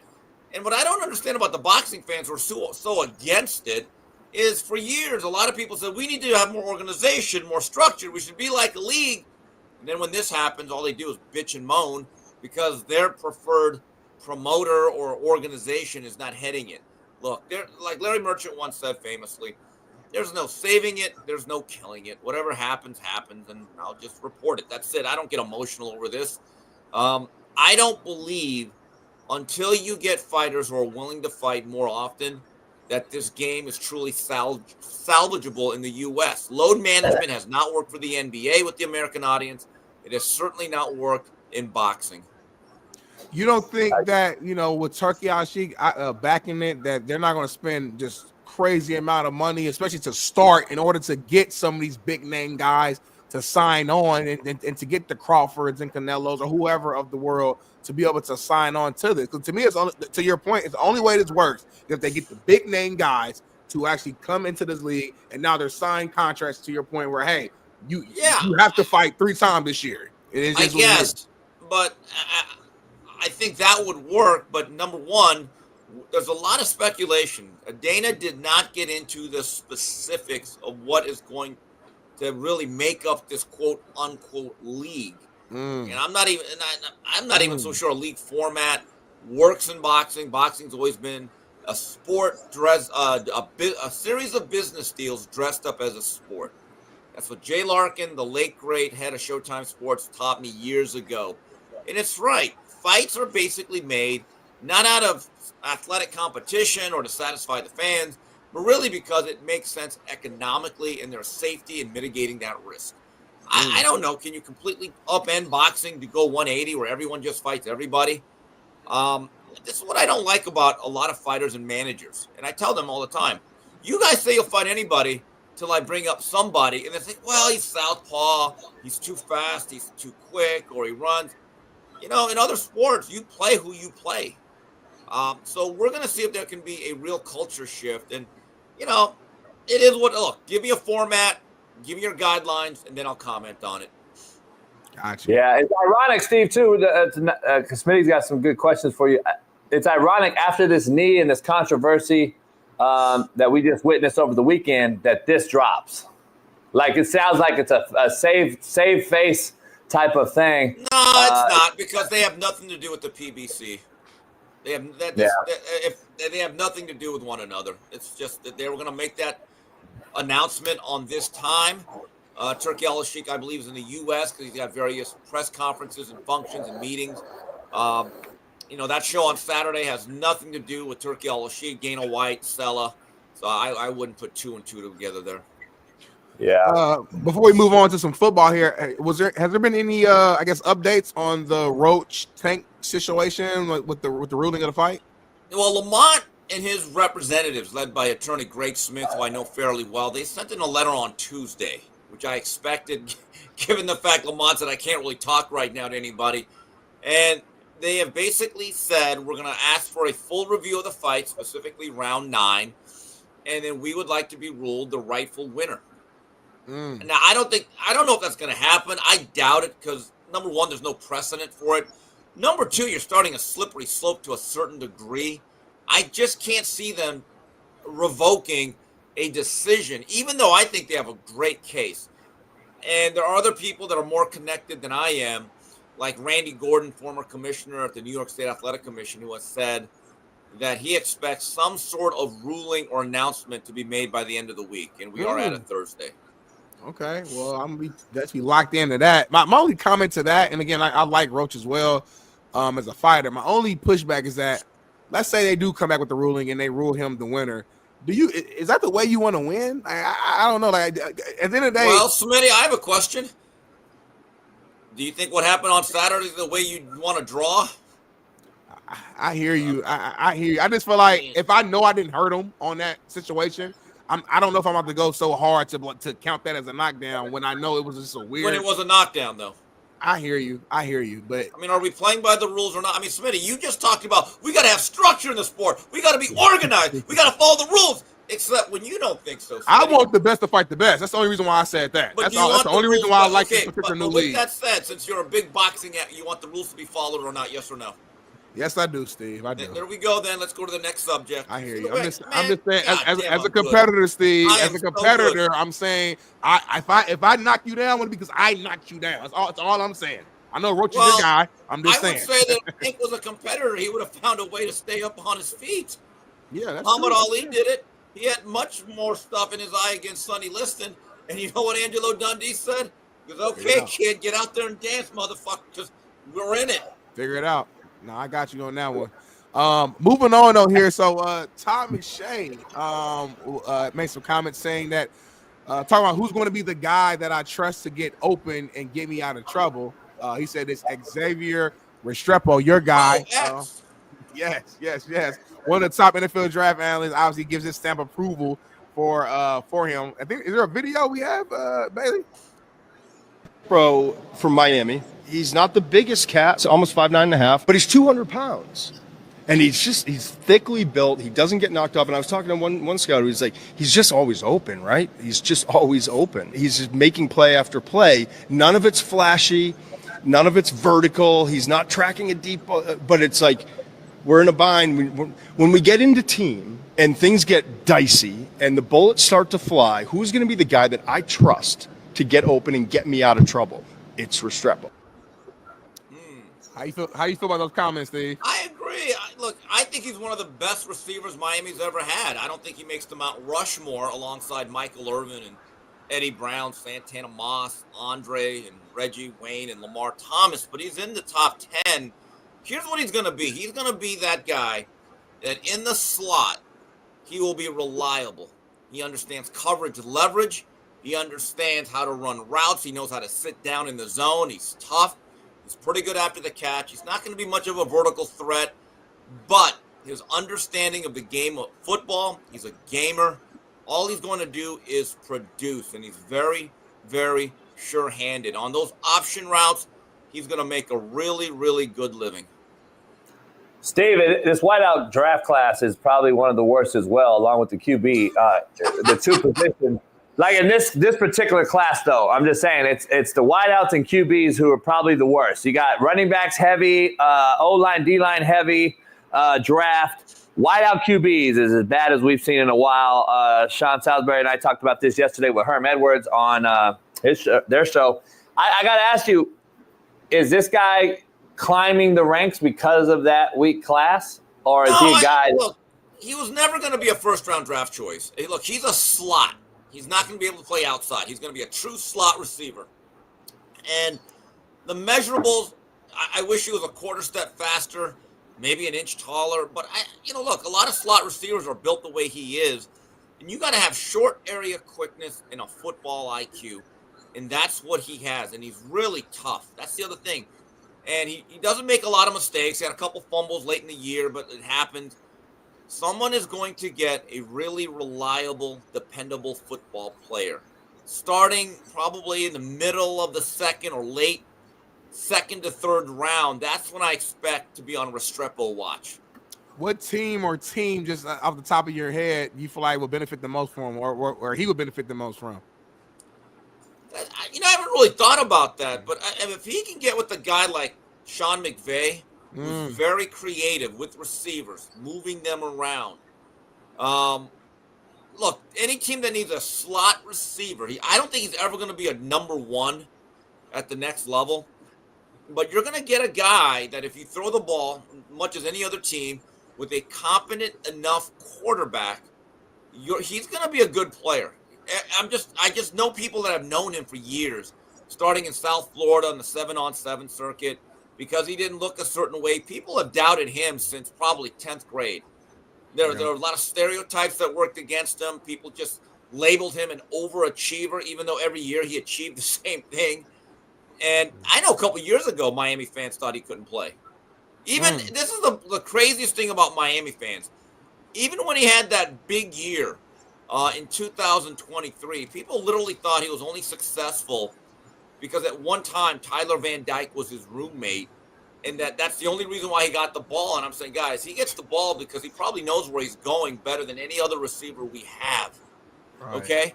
And then when we got a new quarterback in De'Aaron King, guess what? They weren't roommates. So I'm a Restrepo fan. He's the type of guy that, look, Braxton Berrios was probably a little bit better athlete. He probably tested better.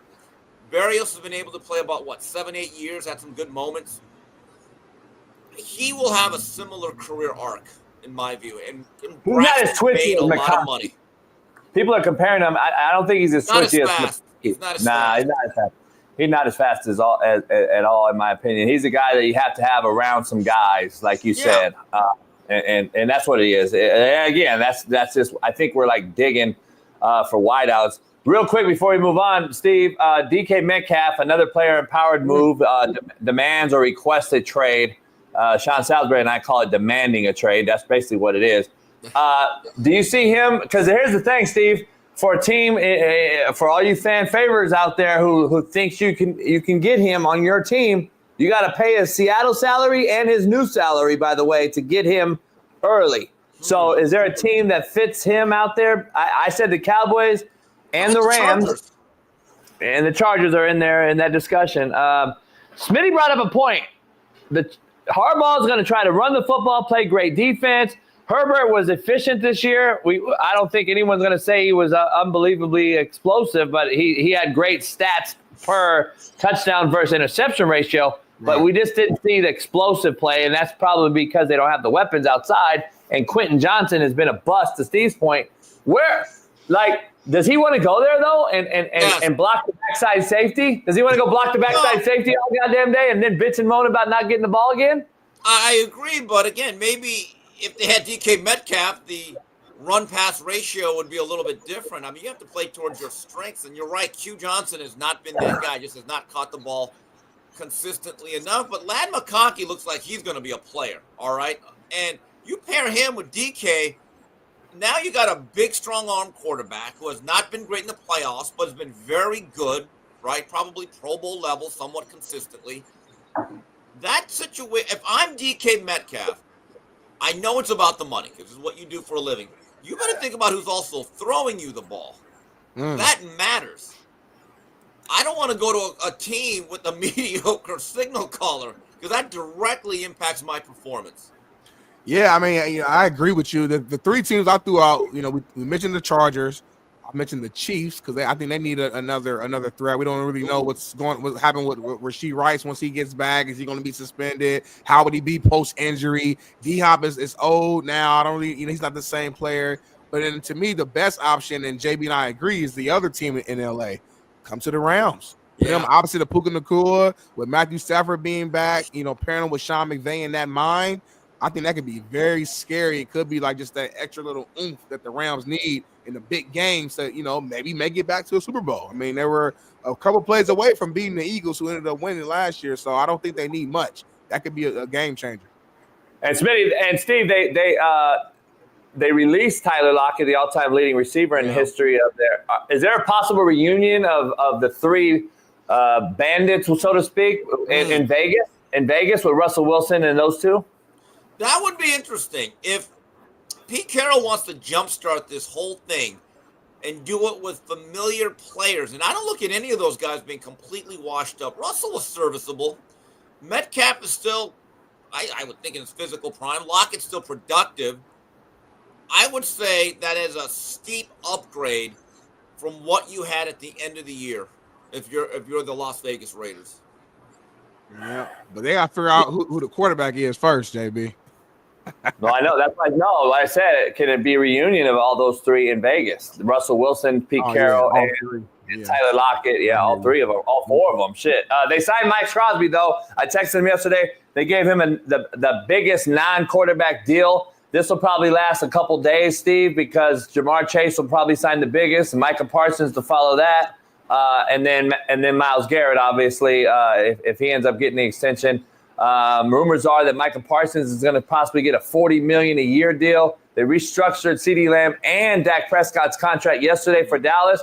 Does that tell you that Jerry Jones has got a shit or get off the pot and he's trying to make moves to go get some big heavy hitters in the free agency market this year? Boy, the Cowboys are kind of in that vortex of mediocrity. They're not terrible, so you don't completely rebuild. Right. And I think they're light years away from the Eagles. I mean, you could say the whole league is, but also the Redskins are an ascending team, right, in that division. Rams now again are in their I'm mix. talking within the division, though, because now you still got Detroit, although they're going through a bunch of coaching changes at the assistant level. They still have a great base of talent. Yeah. Here's the thing with the Cowboys.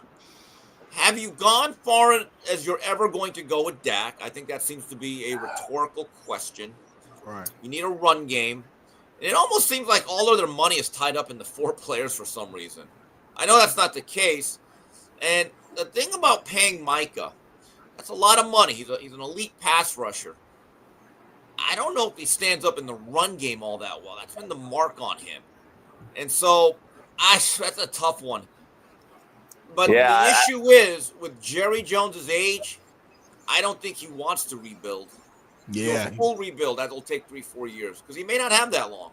Nah, that's why I think he's going to go heavy this year. Go ahead, sir. Last year was just a weird year, I feel like. We got to remember, just 2 years ago, they won 12 games. 12 games. Dak was an all-pro for the first time, and obviously they laid an egg in the playoffs once again. But 2 years ago, I would have thought, hey, they're right there. They can compete with the Eagles. They're right in the mix. And you lost Zach Martin, their best lineman.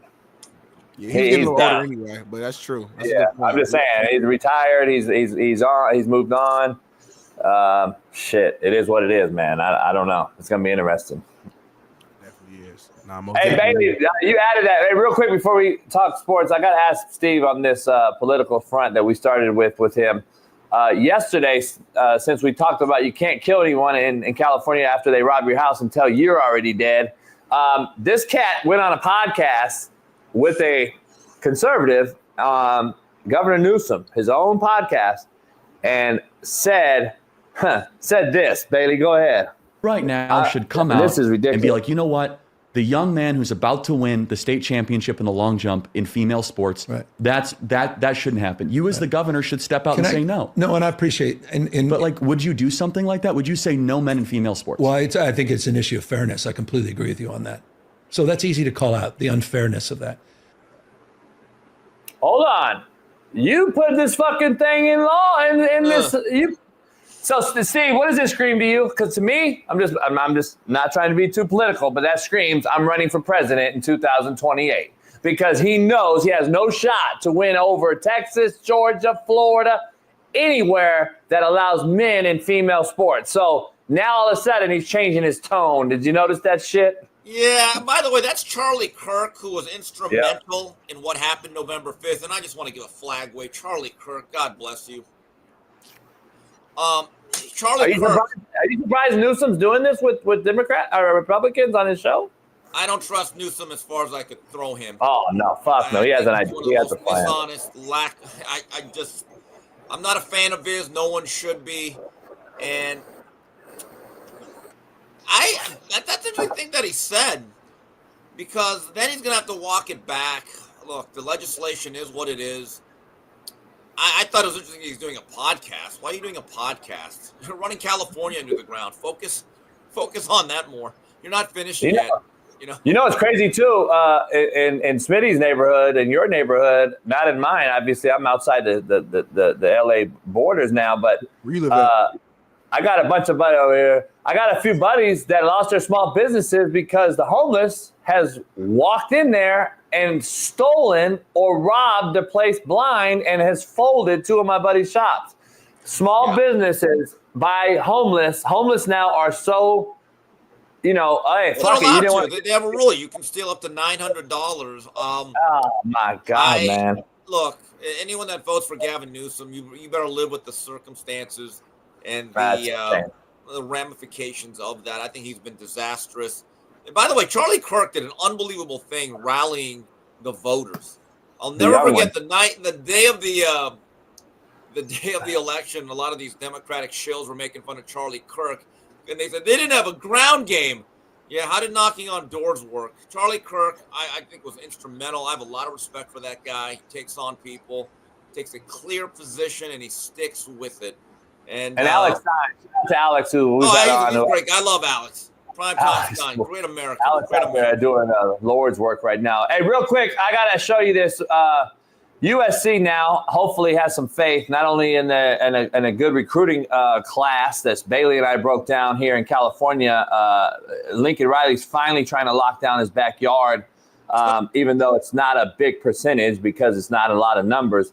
But Rob Ryan, who we love, JUCO legend, Hutch JUCO, obviously the brother of Rex, the son of Buddy, basically posted his first Instagram, Steve, as USC's D coordinator. Take a look at this. Hey, Rob Ryan here. New first time ever on Instagram. All fired up, excited about it. Just want to say, looking forward to reaching out to everybody. I'm here at USC. Excited to be able to talk to our fans, our players, our ex-players, my friends, all right, and the friends of the program. Really looking forward to it. I'm a little rusty on this, it's a little shaky here. I don't really know what I'm doing, but I'm going to figure this thing out. And when I do, look out. Fight on. I'm surprised that didn't go viral. He's just a guy that's uncomfortable. He does not want to do this shit. I just know him too well. He does not want to do that shit right there. Coach, here's the thing I would tell all my older coaches. You got to have a mix. You got to have the young guys. You got to have the black guys, the white guys, the technical guys, the motivators. But I would tell all the old graybeards, just do football. Just do football. We get it. It's not your thing. Hey, that's how it used to be, Smitty. I'm sure Smitty had guys on his staff that you probably didn't see. We used to do that. Like Pete Carroll wouldn't let Ken Norton on the board at a clinic. Don't fucking get on the board. You cannot get on the board. I'm just saying. Like, could you imagine back in the days having like my uncle Norm Chow? Hey guys, yeah, thanks. I'm on this InstaFace thing, and I hate recruiting, but I got to do this. Fucking, I don't know whether they don't have Sarkeesian or let piss ass Lane. Anyway, guys, drop a like and subscribe. I mean, come on, let the old guys coach, man. There's nothing more awkward than the old guy that tries to be young, cool, and hip. I take pride in being the old bastard now. Seriously. Rob, as soon as Rob hung up on that shit, I guarantee Rob's like, can I fucking install fucking Eagle Front now? Yeah, he's probably calling NFL teams saying, hey, guys, you got any positions available? This shit here. I mean, the problem is Rob is like probably the most popular name there, so like you want to utilize and leverage that in the recruiting space. So it's kind of like, can I just say something? These kids don't know about Brian. I mean, my favorite assistant coach at all time at Miami, or one of them, is Don Solinger, the running back coach for years. What a football guy! I consider him like a genius. Talking to him for 20 minutes, I learned 10 years of football. And if he was on my staff, I would never make Don Solinger right now at his age get on Instagram. And he tells the funniest stories, but I know that's not his thing. I'd say, like, Don, do whatever you want. I know you love coaching, but I am not forcing you to do selfies and do I wouldn't do it because I have too much respect for you, and I don't want to embarrass any of us. But if Don wanted to do it, then go ahead. But come on. Adapt or die, Steve. Adapt or die. You said it before. Come on now. Yeah, but that you don't need the whole staff doing it. I think there's also a thing called let's just be good foundationally and fundamentally. Yeah. Like, Coach, think about it, Coach. If you're now interviewing young coaches, well, I have a question. How many Instagram followers do you have? And can you do me a mock selfie right now? I want to see your skills doing a selfie. I don't care about if you could drop the cover 2 with the overhang defender. I don't give a fuck about the Eagle front. But how do you do a selfie video right now? Here, take my phone. Come on, take my phone. Let's see it. Take my phone. Let's do this. Do you have one of those ring lights? Do you believe in the ring lights? Do you have a selfie stick? I mean, just have a drop fucking light. I don't know, man. Hey, it's funny. I feel bad for these creators coaches now. I feel bad for these coaches. Hey, Smitty, can you? I agree. I need Smitty to introduce this second to last thing. But first of all, before that, Oregon and Dan Lanning agreed to a 6-year contract, averaging about 11 a year. Steve, 11 million a year. The new deal increases his annual pay by $2 million and makes him a top 5 paid head coach in the land. Done a hell of a job. It's the Get over the hump now, right? It should have got off the pot for him now, right? I agree, but look, Ohio State was the best team, and they got blown out. That was not a great look. But Dan Lanning, every year, they seem to get better. They're building a monster up there. Phil Knight, before he passes away into the big swoosh up into the sky, he would like to see that football program win a national title. But Dan Lanning has proven to be the guy that they needed. I would pay the guy. That's the going rate. Yeah, Smitty, you like that? The market is the market, homie. That's what I always say. If you go out there and you perform well and you earn it, whether you're a coach or a player, and it's your time to get paid, or even it's not your time to be paid, but you've overplayed, outcoached, whatever the case may be, your contract, pay your guy. That's what good organizations do. That's what good schools do, good teams do. I'm gonna stay on that side of the fence until I'm blue in the face, JB. I've been saying it all week with NFL, with the T. Higgins situation, and highlighting the great job that the Eagles have done with paying their players. Same thing with the coaching space. If you've earned it, you went out there, you've done a great job. I want to see these guys get paid for sure. So I think they have to pay him. You know why? Because the last few coaches, and it hasn't worked out for all of them, have left early on. Look, you got to pay for stability. Yeah. And if this is a way to make sure that Dan Lanning doesn't peek back into SEC country, and you want to keep him there and say, we need a guy that's going to be for 15 years, that's the guy. Or the league, right. And look, he's a fiery go-getter. He seems to still have a lot of fire. Now, maybe that fire burns out in 4 years. I love Dan. Here's my only issue. Here's an issue, though. And I'm just being brass tacks guy. Like, again, return on my investment. A team that just beat your ass and won the Natty also wears that swoosh. No, there's no doubt about it. The way they got blown out. Gotta win. You are Nike. You are Nike, and you lost to another team that wears that swoosh. So I'm just saying. I'm with you, but I can honestly tell you, I don't think Oregon was the best team on paper. Yeah. I think Ohio State was clearly the best team I saw this year. Them in Texas had the best rosters, no question, in my opinion. Yeah, but I just. Although for Ohio State to win with Will Howard as quarterback, that combine performance, God, dog, that was bad. No doubt. Shout out to Michigan for beating them again. That's crazy. Yeah, they did beat them though too. I still can't. Smitty, bring this in real quick. The last thing on the docket for Steve, because I think. Oh yeah, I see there's a video that's been catching some fire. There's a group of female Democratic politicians uploaded a video. It looks like they're imitating some Marvel Avengers maybe or Street Fighter game characters. Here it is right here playing. Steve, what's she doing? Anyway. You know how you feel about the left. You voiced it today. Hold on, Steve. Right hold here. on, Smitty, go back. I mean, she on top. Isn't that the one that mocked the Oval Office? We just did a video. I don't know, Steve. I just want to just fucking. I don't know, man. This is an embarrassment. I don't give a fuck if it was the right or the left. This is a mockery of the fucking. I want to say one thing to the Democratic Party, our fine fellow Americans. Oh me. Please don't change anything. You guys are doing it right. That is so good. That is really going to attract voters. Thank you. Isn't that like we've seen a lot of Democrats get out of the party over the last 2 days since they refused to stand for some people. But don't change the thing. But what that's you guys are doing is working.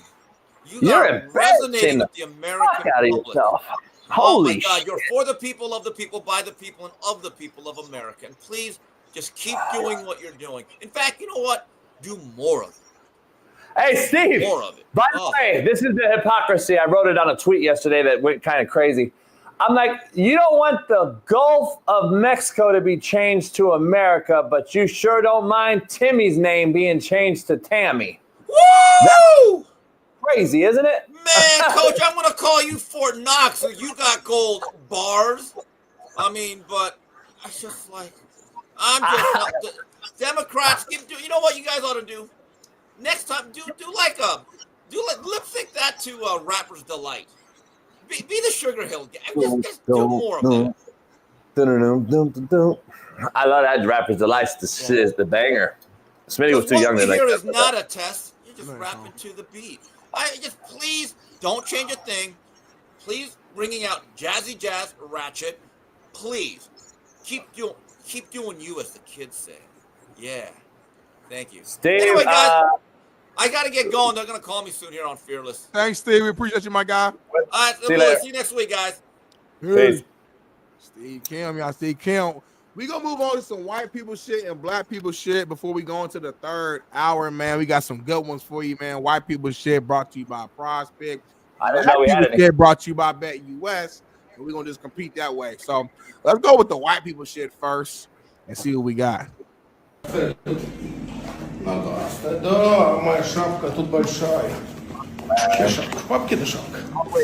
stupid shit, homie. Is that your homie? Fuck, man. My boy Johnny, man. You like Johnny? Yeah. That bear tearing that up too. What do you eat? That's some ground beef. That bear happy as hell. They tearing it. Can you like for audio listeners, y'all? There's a big white man, about 6'5", 372 pounds, and he has a big ass. Oh hell no! Look how the bear is sitting, homie. Oh my God! Wait up, homie. Hold on though. That's how you would sit on the stool, homie. Is he on the bar stool? You on the bar stool, homie, like you was. What the hell? That has to be a female. It has to be a female. It has to be. Ain't no way a grown man bear is sitting on a damn tree trunk the way you were sitting on that stool a couple weeks ago. That better be a female bear. Fact check that, chat. Find out what's the sex of that bear. If that's a male bear, I'm pissed off. I'm pissed off. That's a male bear. I've never seen a bear that swing their legs like this. Let me be honest though. We forced you in that scenario, Smitty. A black man with that bear. We forced you in that scenario. I think you would probably prefer that motherfucker sitting down rather than standing up next to you, towering your motherfucking ass, who could just literally just like wah la la la, and your whole life. So I think you appreciate he's sitting down, homie. The fact that she's sitting down that way, in the way she's sitting with her hand, her paws down in between and swinging her legs, lets me know that she's just happy, and that's good. I want the bear to be happy, so I'm happy about that. But I wouldn't be feeding her like that because at any moment the bear could just flip a switch and bite your motherfucking head off. By the way, bears are some of the most fascinating animals on God's creation earth. I'm gonna be honest with you. They are no joke. They're no joke. Their smell is 10 times stronger than a dog, a dog has a 5 times stronger smell than us humans. Bears are 10 times stronger smell than dog. They're fast as fucking no. I don't think you realize how fast and athletic these big motherfuckers are. They could fucking climb a tree like this. I've seen it in person, homie. They literally climb a tree that we would have no shot at going up. And they can run up hills like this where we struggle to walk. They are sprinting up a hill with a whole crew of bears. They are literally some of the most amazing creatures on planet Earth, homie. And polar bears are even worse. Polar bears are triple that. So thank God that bears don't know how great they are. Because imagine if bears really just had the brain of just knowing that we could really can't nobody fuck with us. They could take over the world, literally. Yeah. Well, polar bears, there's a reason why, again, humans, homie, are the worst fucking thing on this earth. We have eliminated polar bears for the most part. We've eliminated some of the greatest things, homie. And now polar bears are fucking extinct damn near. Fucking, we're fighting to keep them alive. Fucking I'm Kodiak cool with that though, personally, because polar bears are some of the dangerous creatures out there, and they will kill and eat whatever. They don't walk into your house. They're not in your neighborhood, homie. I had an issue with a polar bear before, homie. Smitty, God had created shit not to be fucked with. We're out here cloud seeding, fucking with God. Keep fucking with God, homie. You're God-fearing man. Keep fucking with Mother Nature, homie. Keep fucking with Mother Nature, human. You want dinosaurs still in this motherfucker walking around? We don't even know if they're around. We don't even know they're real. You don't think they real, homie? Nah, it ain't in the Bible. I didn't see nothing about the motherfucker in the Bible. Have you? What's about dragons in there? I want to see a real dinosaur. I wish dinosaurs were around. They do talk about giants in the Bible. I would like dinosaurs to come around for like 6 months. All the dinosaurs come back and just and be programmed. Get Elon and AB, the robot AB, to get together and fucking go after all the liberals and just kill all them gay motherfuckers, and then get back to normal. Smitty, I want to talk about something. BetUS is one of the. No, I'm just fucking with you. We don't do sponsors like that. I've been on the show the last few days. It's right in the middle of the show. Like Shaun has to do an ad read. Yeah. But I do have something to break here, and I want to get into it because I remember this story broke. The mammoth. And I remember crazy. The mammoth was crazy. Yeah, I want mammoths back. I love it. I like mammoths. Mammoths be chilling though. Leave them alone. They don't. They literally destroy your whole fucking city. But if you leave them alone, they chilling. They're not leaving a woolly mammoth alone, homie. The tusk on the motherfucker is 20 foot, just one tusk. It's 20 foot, homie. It's like my meat, you know what I'm saying? They're like elephants. That's not like a meat, homie. You white. It's like elephants. Like, just leave them alone. They cool. They chill. Leave them alone. Make sure they got food. They good. They chill. Elephant will fucking flip a bus full of migrants over. I know what they can do, homie. I don't know why I gotta be migrants. I know what they can do. I'm just saying that leave them alone, though, homie. And they're not out here trying to fuck with us. They fuck with you if you fuck with them, and they will destroy shit. If you leave them alone, they cool. Some animals will just mess with you. A lion, a tiger, they gonna just mess with you regardless. You know what the biggest favorite? Why they have to be what, homie? Why they have to be immigrants, right? Migrants, homie. Like, what are we talking about? All the buses of people it could be. Why it had to be them? Leave them alone. Homie, real shit. You know where the number one saber-toothed tiger and woolly mammoths were at? For real? Your hood, homie. What hood?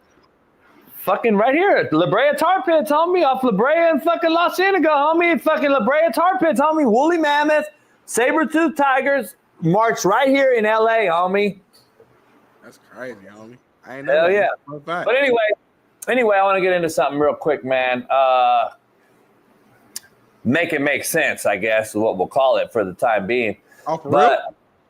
2024, during the football season, last year in the beginning, the Kansas City Chiefs Queendom fan base got together at a home in Kansas City to watch them play the rival LA Chargers. So some homies got together, give you a little context. Homies got together, chill, drink beers, chilling, have AEs over. And two homies invited three homies over to the house to give you context. And then people are like, where's the homies at? They didn't come home. So like the girlfriends, the kid, the one had a son. And everyone's like, what's happening? Remember this. Well, they found two of the motherfuckers frozen to death in the backyard of this cat's house in Kansas City. And yesterday, two of the men that were alive got charged for basically what the rumor is, mixing cocaine and like a bunch of other shit, meth, coke, fentanyl, together and giving it to them. And these two guys, if convicted, one guy has yet to turn himself in. He's supposed to turn himself in today at 11 a.m. I would argue this could have even been the whiter shit. BPS would have been like a motherfucker smoked the cat over LeBron Jordan argument at the barbershop. White folks mix some shit together and then think they're cool and they snort a line like this. Fentanyl, meth, and motherfuckers die that way. That should have been white people shit. Brothers get a fight, an argument, and pull out the heat, homie. Jordan better, motherfucker. Bah, bah, bah, bah. Or the rapper who got smoked in Texas with his fucking daughter the other day. That's BPS. This is white people shit right here, homie. Hey Jackson, what's the noise they made though when they made up the mixture?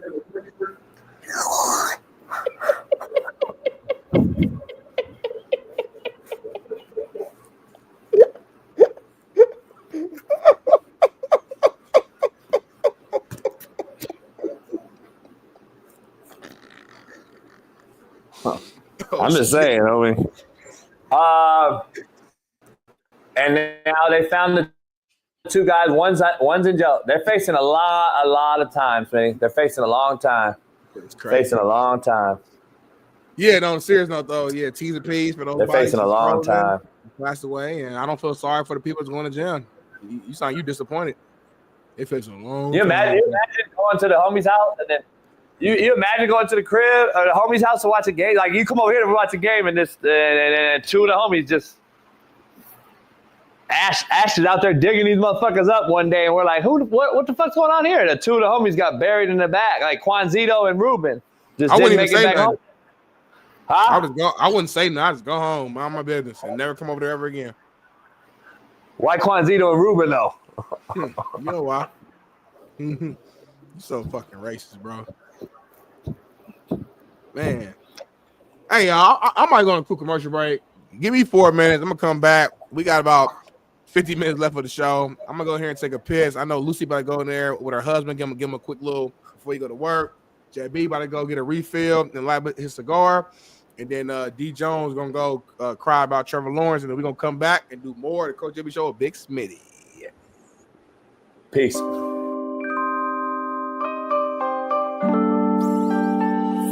Ladies and gentlemen, joining us now is a man who spoke to every single NCAA college football 2025 team seemingly on the internet. From Last Chance U, national champion, Coach JB. Yeah, Coach. What's up, gentlemen?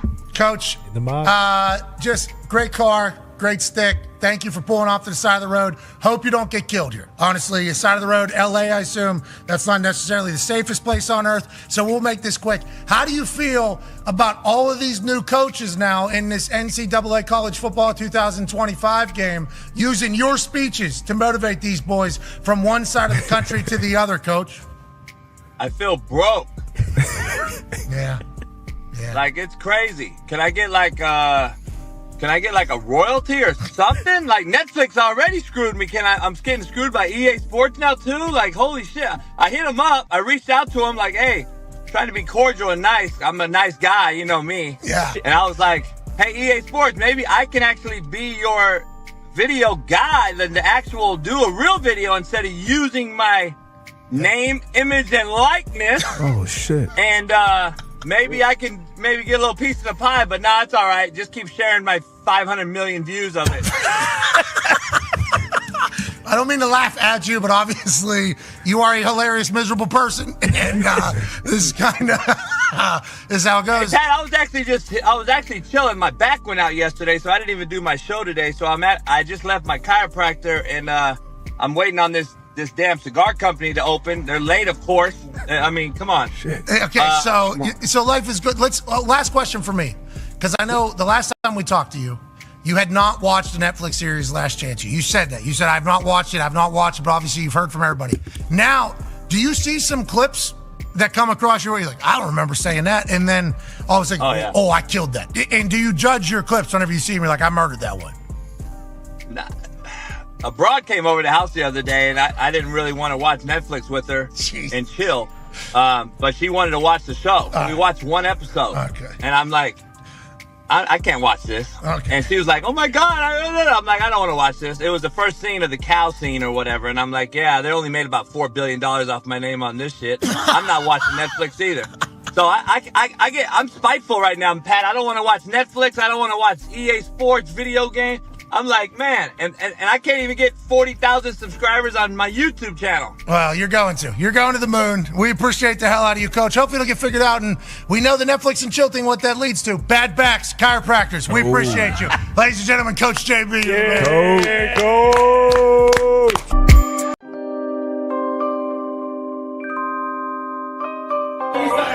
What time did we start the show 4 years ago? What time are we doing it? How long? 4 years ago? Nah, I don't know. It's pandemic. It was. It was before COVID, homie. What do you mean? COVID had shit, homie. Hey, look at that. Wait a second. I was 16 and motherfucker thinking, right? I didn't know 30 pounds.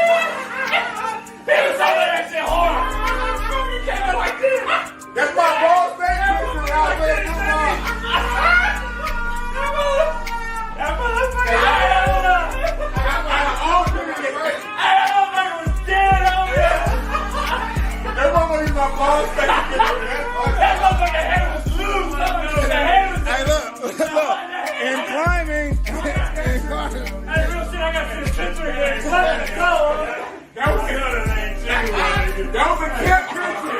That was a cat picture. I gotta find this. What's going on? Y'all just made me a Big Smitty, man. We got JB in the building, my man Spree. Pouring behind the 1 and 2 with the camera. And welcome to the Coach JB Show, Big Smitty live in the fucking cigar lounge. What you doing, JB? What you got going on? Drinks, cause I'm like a bitch in this motherfucker. JB ain't got no AEs, y'all. He been talking about this all week. I got all the lows, all the AEs. There ain't no, not an AE in here. Come on now. It's been on slow. I can't wear this on the shirt. You know what I'm saying? My man blows the Beyonce on me. Big Smitty, Trail. Shit. JD. I lived the wrong end, y'all. We turned up, y'all. It's all good. Players fuck up. I licked the wrong side. I cut the wrong side. Ah, damn. This motherfucker's drunk already. I just smoked L cigars. I've never done this before in my life. I'm nervous. I'm like, why this shit ain't hit? Nervous. Wow. No, take that off. Cause you don't smoke it that way. Throw that out.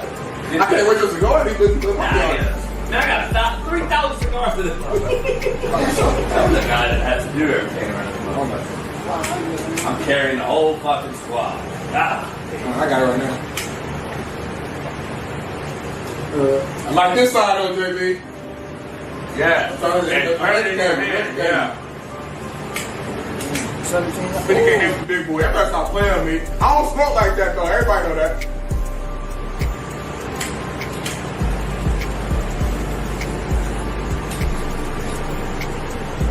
I'm about to smoke a cigar. I am not married. How you at? You are. How you a leader of me? Because I'm not married.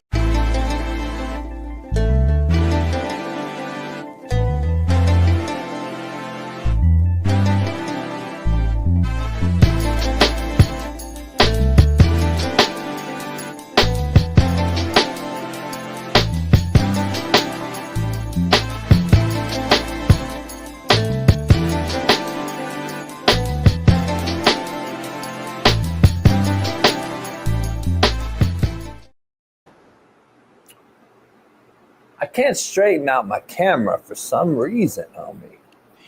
Sound like something. See, my TV's kind of tilted just a little bit. Needs to come up, huh? Let me see. Needs to come up like that, huh? Oh no, the other way, huh? We were good. So does it gotta go this way? It's horrible. I don't know. You missed the whole show up now. That's straight, huh? Nah. Yeah. You missed the whole show up now. Watch this, homie. Look at that, Bailey. That's it right there, Smitty. Fuck! I knew how to do it. Oh, you know what? I'm gonna even do it better. We gotta do another nighttime show at some point. We gotta plan it ahead though and schedule it and promote it and do a members only nighttime show where we could talk about all the juicy shit they want to know about. We'll have some special guests pull up, but let's plan it. I'm thinking I'm changing it because the Slap Nation show Bailey and I were doing, it's similar to this. So we decided to change the avenue once again. That's what we do because we're content creators. Tell y'all. And that's what content creators do. They change like what we're going to do. So we're going to probably do a night show, like some sort of like political, sports, whiskey, cigar show.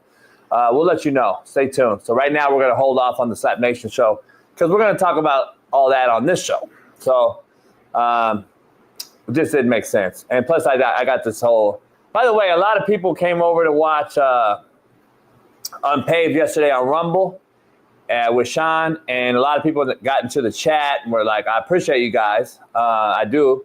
But you guys were mad that I wasn't on the interview with Herm Edwards and Shaun. Listen, this is Shaun Salisbury Unpaved. He pays me to be a co-host.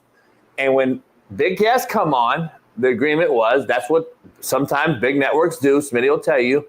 It's just the two guys, and then I go do my thing for 15, 20 minutes. It's not like I didn't know. So pay me. I'll be your co-host. I'll be your sidekick, really, is what it is, on a national show. And it is what it is. I wasn't butthurt. I already know the deal. So Triple E's a producer of Shaun's show on iHeartRadio, and he's also doing the Unpaved on Rumble. So Remember, it's an executive show on Rumble. That means that they paid Shaun to be on the front page of Rumble, so it's getting some notoriety out there. And they just created their Instagram and TikTok yesterday. Collaborated with me. Got over 5,000 views on the reel, basically with no followers yet.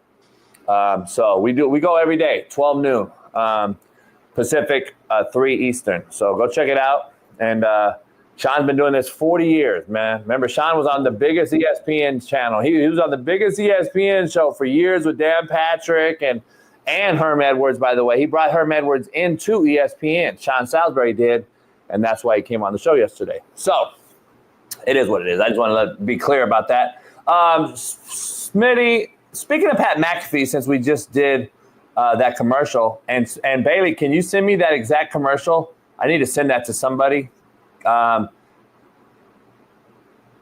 Anyway, Smitty, speaking of Pat McAfee, he's in the news because apparently he was like, fuck the draft. I'm not taking this show to the draft. And I was like, damn, Bailey, is this real? And apparently it is. You heard anything about this? Haven't seen it or heard it. Is there a video or a post? He said middle management of the NFL is basically kind of like pissed. The only reason I brought it up because he was just on the commercial and I thought about it. But we'll get to it, though. I didn't know if you knew about it. No, I did. I did. I wonder why he doesn't want to go. Is it just like a... Nah, he said middle management kind of irked him at the combine. Oh, okay. So now he's like, F it then. I ain't want to be there. No, I hear you. Yeah, kind of pissed off. So I know people in the chat probably heard about it and shit. So, yeah, he kind of pissed. You said his name is big. He can do whatever he wants. I remember you sent me a thing the other day. You still think that?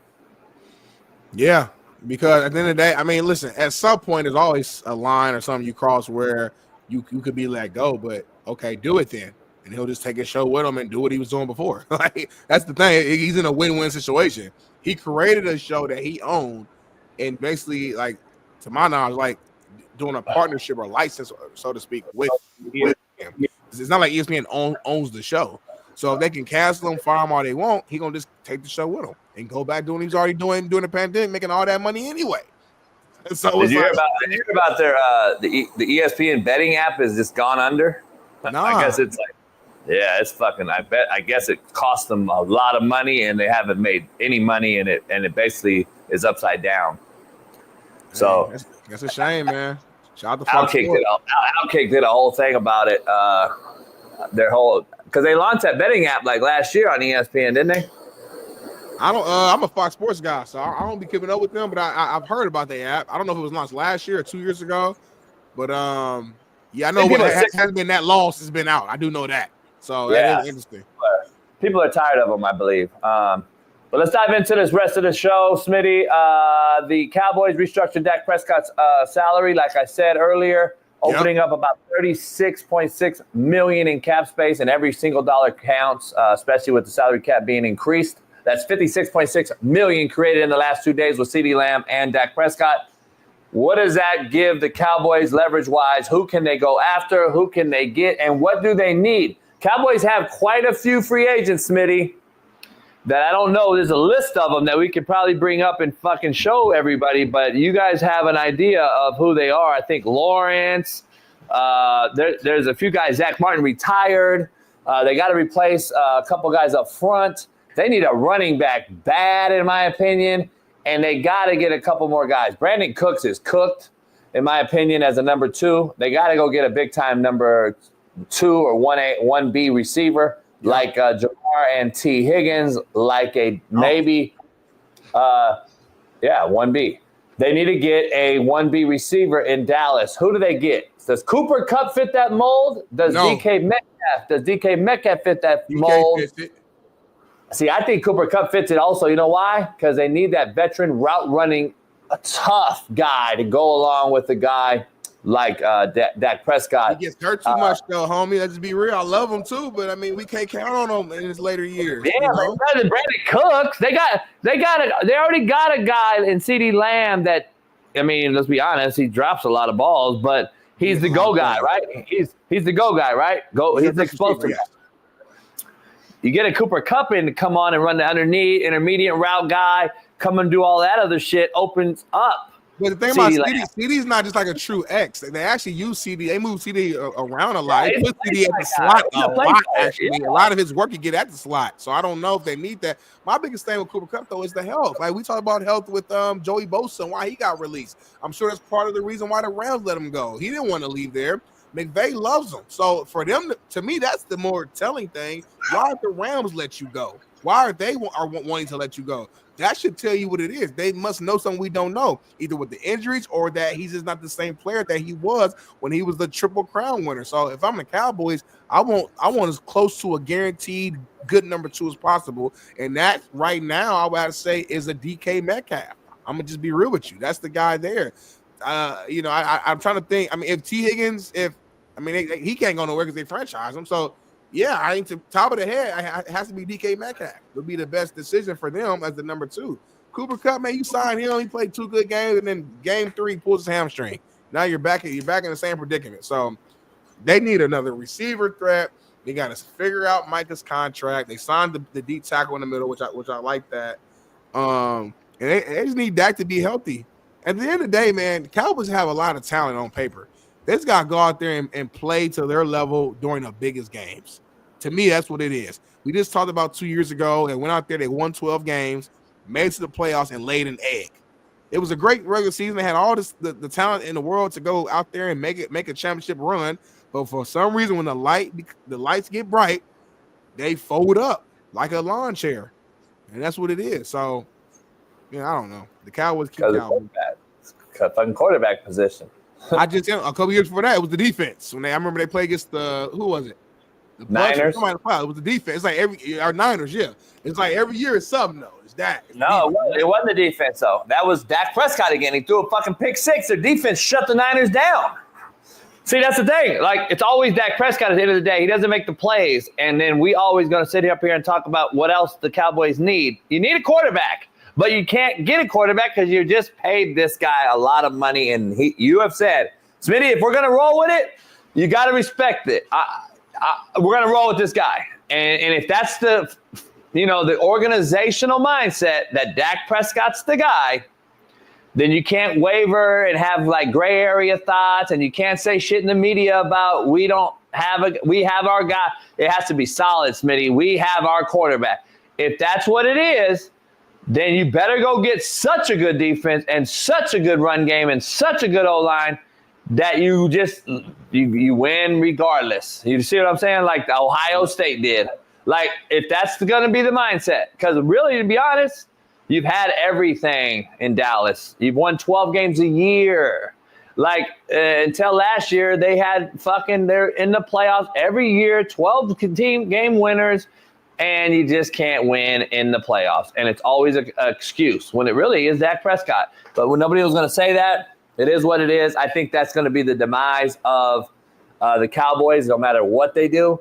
But there's a lot of holes in Dallas right now for all you Eddie Manyweather guys out there, Cowboy fans. That is what it is. So, it is what it is. Smitty, our guy who's supposed to come on our show. Oh, man. Maybe you want to break this down. I'm my first time seeing it on the rundown. I didn't see the post revealed, but former NFL player Pacman Jones reveals he never used his own urine for NFL drug tests. He said, I cheated the program. Like, I was really good. We're going to ask him this live. We should have asked him this live. He said, I was really good. People don't know how smart I am, but, like, I can say it now. I don't play no more. But, like, I've never used my urine for a urine test. Not one time. Listen, I know guys that used to, they try to use other people's urine, or they will drink a whole fucking gallon of Pedialyte the night before. But the problem with that is it's too clear, and then it shows up as like a non-result, and you got to basically wait and pee again, because I think they might count that as like a fail too. I can't remember how that would work, but that's an issue too. So I had teammates try everything in the book. There's certain things you can take, that pills and stuff that can clear your system out if you do it fast enough, and all types of stuff. So I'm not surprised by this. My only thing is, I always wonder how exactly were they able to use the other urine, because I used to get drug tested like it was the thing to do at Ball State. It was probably once or twice for street drugs, but like 4 times for like steroids and stuff. 'Cause I was strong in the bitch. And they always tell you like the last minute, hey, Darnell, we need you tomorrow morning. Boom. All right, bet. So I would hold my morning pee, run across the street from a dorm to a little facility. And when I went to pee, I'm in here doing my thing in the urinal, and the dude right here with it. Like, I'm like, hey, homie, I need a little bit of privacy now. Like, they really on you. Like, really watching your Johnson while you peeing. It's one of the most uncomfortable things I've ever had to do, but it's part of the process. So I just always wonder how guys like this would use other people's piss and get away with it. Maybe NFL system is a little different in college, but at Ball State, they was on you. So I don't know.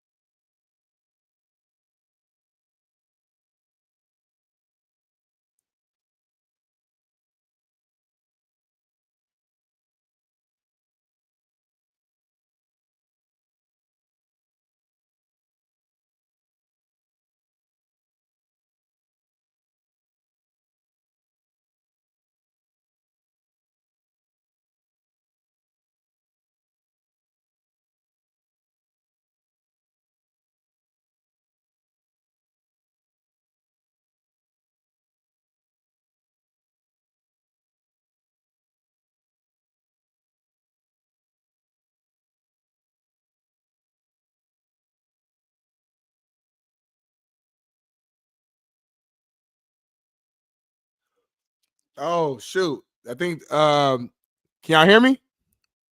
Can y'all hear me? I think the thing froze up, man. I don't know what happened. My stuff froze up for a minute. JB froze up.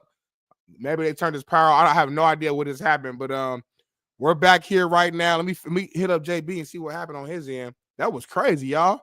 Check, can y'all hear me? Let me know in the comments. Can y'all hear me? That was some weird stuff right there. Let me see.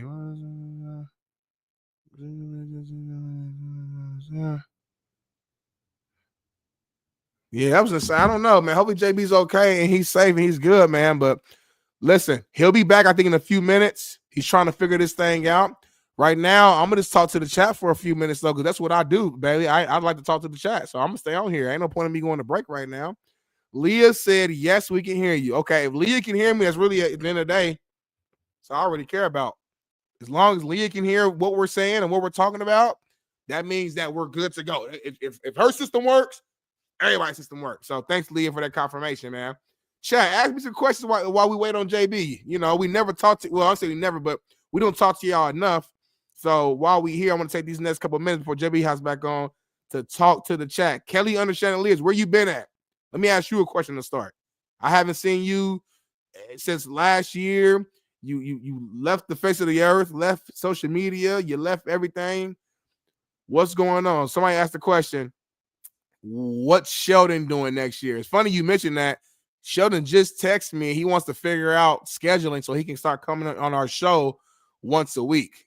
So he actually literally, God is my witness, just texted me, said he has some things to get off his chest. So maybe we can ask him that next time we get him on the show. Hope maybe it's tomorrow if we can find a window.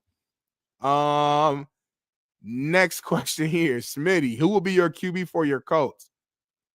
Listen, I don't know right now. Last thing I heard is that they're planning on bringing in a veteran to compete with AR5.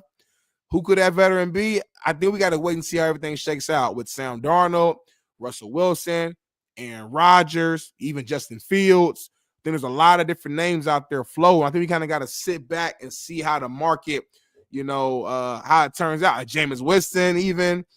It's going to be somebody there that competes with AR5, and we'll see what happens within that competition. Listen, maybe AR5 has an amazing offseason, and he ends up killing it in camp, and he beats the vet, and he goes out there and plays well. Listen, as a Colts fan, I would like it no other way than for AR5 to become an all-pro, Pro Bowl quarterback. Like, I was cheering for him. He has all the athletic tools, but at some point, you got to face reality. And the man just, as of right now, he's not a good quarterback.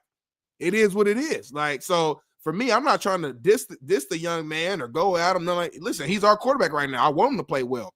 But when I watch the tape, it's telling me otherwise. Facts are facts, y'all. And he's not a good quarterback right now. So let me turn that off. Ron, you a freak. You nasty as hell. Why you want to know when and where I smashed my wife? That's a single person question. If I was a single man and I'm in these streets, maybe we could break bread. Out of respect to my queen, the queen of my castle. It'll be 5 years married in May, y'all. 5 years. So I've been doing this for a long time, and we've been together since way before that. I'm not about to tell you where the freakiest crazy place me and my wife had smashed. Even though it was on the patio at that hotel, we was overseas. I'm not going to tell you all those details. Who else we got right here? It says, when are you going home? I don't like that going. Why don't you hold Lamar accountable for playoff losses like that? That's a good question, B. Nickel. I actually do hold Lamar Jackson accountable. The difference between Lamar and Dak is that Lamar has had more success in the playoffs than Dak Prescott. He's been to an AFC championship game before, somewhere that Dak has never been. Dak has never made to an NFC championship game, and he's been in the league longer than Lamar Jackson and has been on really good teams as well, in which he should have made it. The Ravens just last season was a play away from, beating the Chiefs and making it, or a drive away, however way you want to look at it, from beating the Chiefs and making it to a Super Bowl. Lamar has won multiple MVPs and been in the MVP conversation. Lamar has been an all-pro multiple times in a shorter amount of years. So when I'm comparing the two, Lamar has just had so much more success than Dak. Now, to your point, though, we're at a point now where it's like, forget the MVPs moving forward, forget all that. The only thing that matters now for Lamar's career is making it to that Super Bowl. That's it. So I am holding him accountable.